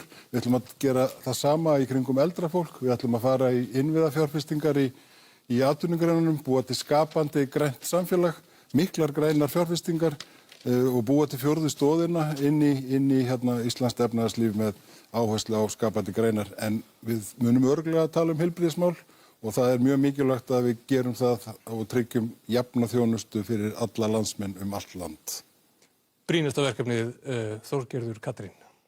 Já, kjósa okkur frá kyrrstöðunni, það liggur alveg ljóst fyrir. Við þurfum að auka viðspyrnun í atvinnulífinu, við þurfum að auka svigrúm til nýsköpunar og nýta hugviti betur og tryggja síðan auðvitað fjárhagslegt öryggi fólksins og það gerum við með því að tengja krónuna núna við evru, lækka vaxtakostnað, gera matarkörfuna ódýrari, íbúðarverð ódýrara, við þurfum að þjónustuvæða heilbrigðiskerfið, við þurfum að láta þjóðina raunverulega hafa yfirráð yfir auðlindinni, ekki síst sjávarauðlindinni og trygginni þann rétt og við þurfum að taka stór skref strax í loftslagsmálum, þannig að þetta þýðir við þurfum að veita framtíðinni tækifæri og það gerum við með því að fara frá jöðrunum sem búin að ráða allt og lengi í íslensku samfélagi og fara inn á hérna frjálslyndu miðju og beita frjálslyndri hugmyndafræði til þess að gera og gefa framtíðinni tækifæri. Bjarni? Já, þið spyrjið hvað maður myndi leggja mest áherslu á. Ég myndi aldrei semja stjórnarsáttmála sem setti efnahagslega stöðuleikann í uppnám. Vegna þess að það það sem kemur fyrst í bakið á láglaunafólki, á heimilunum, að þurfa að glíma við hærri vexti og atvinnustarfsemin mun hætta að fjárfesta. Við sjáum nú þegar að það stefnir í að hagkerfið nái jafnvægi og við myndum leggja öll þessi kosningalofur saman sem hérna hafa verið reifuð að þá erum við bara að fara að hella olíu á eldinn og endum með meiri verðbólgu og vexti. En að því gefnu að við getum náð saman að gera þetta skynsamlega og sætt okkur við að sígandi lukka best, þá erum við auðvitað að fara að halda áfram þeirri uppbyggingu sem hér hefur verið. Fólk ætti að spyrja sig hvort það hafi það betra núna eða þegar ríkisstjórnin tók við og hvort að hlutirnir séu ekki hérna á réttri leið. Og það vil ég meina að sé algjörlega ótvírætt og við að halda áfram að byggja á stöðuleikanum og sækja fram inn á tækniöldina sem framundan. Möguleikarnir eru óteljandi ef við bara trúum á fólk en reynum ekki að ríkisvæða allar hugmyndir. Inga Sæland, formaður Flokks fólksins. Flokkur fólksins mun halda áfram að berjast gegn fátækt. Við munum brjóta niður múra og við munum bæta kjörin. Við munum brjóta niður allar fátæktargildrur og það ævarandi þjóðaskömm að hér skuli vera þúsundir og aftur þúsundir í sárri fátækt og neyð. Þannig að við munum hætta að mismuna fólk eftir búsetu, bæði hvað lítur að menntun og heilbrigðisþjónustu. Þá að vera alveg sama hvað þú býrð á landinu, þú átt að njóta sömu réttinda allstaðar. Við munum taka utan almannahagsmuni umfram sérhagsmuni eins og höfum alltaf gert. Og við munum leyfa námsmönnum að vinna án þess að skerða námslánið þeirra vegna atvinnutekna, vegna þess að þau munu borga megniða sínum námslánum tilbaka og það eitt stór hlutur sem mun einmitt jafna aðstöðu þeirra burtséð frá efnahag til þess að taka þátt í námi. Takk fyrir þetta, Inga. Gunnar Smári, brýnasta verkefnið á næsta kjörtímabili. Já, að almenningur nái völdum í samfélaginu, að samfélagið verði byggt upp eftir vonum og væntingum og hagsmunum almennings en ekki hinna fáu ríku eins og hefur verið gert undanfarin ár. Sjálfstæðisflokkurinn hefur setið í ríkisstjórn í 26 ár af síðustu 30 og hér lofa bæði VG og Framsókn því að atkvæði greitt þeim flokkum verði til þess að framlengja í 4 ári viðbót ríkisstjórn með Sjálfstæðisflokknum. Það sem að sú stefna sem hefur ríkjandi hér að allt sem hér gert í öll grunnkerfi samfélagsins séu mótuð af þörfum hinna ríku. Það er gríðarlega áríðandi að almenningur noti þessar kosningar til þess að ná völdum, til þess að kvótakerfið, húsnæðiskerfið, skattkerfið verði mótað að þörfum almennings, meginþörf almennings en ekki hinna örfáu ríku sem hafa stjórnað hér öllu á Íslandi undanfarin 30 ár. Gunnar Smári Egilsson, takk kærlega fyrir þetta og þakka ykkur öllum kærlega fyrir að vera með okkur hér í kvöld í þessum þætti. Þetta verða lokaorðin í þættinum í kvöld sem sá fyrsti á RÚV í aðdraganda þessara alþingiskosninga. Á morgun hefjast í útvarpinu kjördæmaþættir, þar sem rætt við oddvita í hverju kjördæmi. Á morgun mætast oddvitar í Reykjavík suður á Rás 2 klukkan 17:30. Og í næstu viku þá hefjast í sjónvarpinu þættir sem nefnast forystusætið, þar sem rætt við formenn allra flokkana, einn í einu. Við vekjum líka athygli á kosningahlaðvarpi RÚV sem heitir X21. Þar eru viðtöl og umfjöllun allt það helsta sem tengist kosningunum og nýr þáttur gefinn út á hverjum virkum degi fram að kosningum. Það verða því næg tækifæri til að ræða ítarlega þau mál sem við komumst ekki yfir í kvöld. En við segjum þetta gott að sinni, við þökkum ykkur samfylgdina í kvöld. Verið sæl. Verið sæl.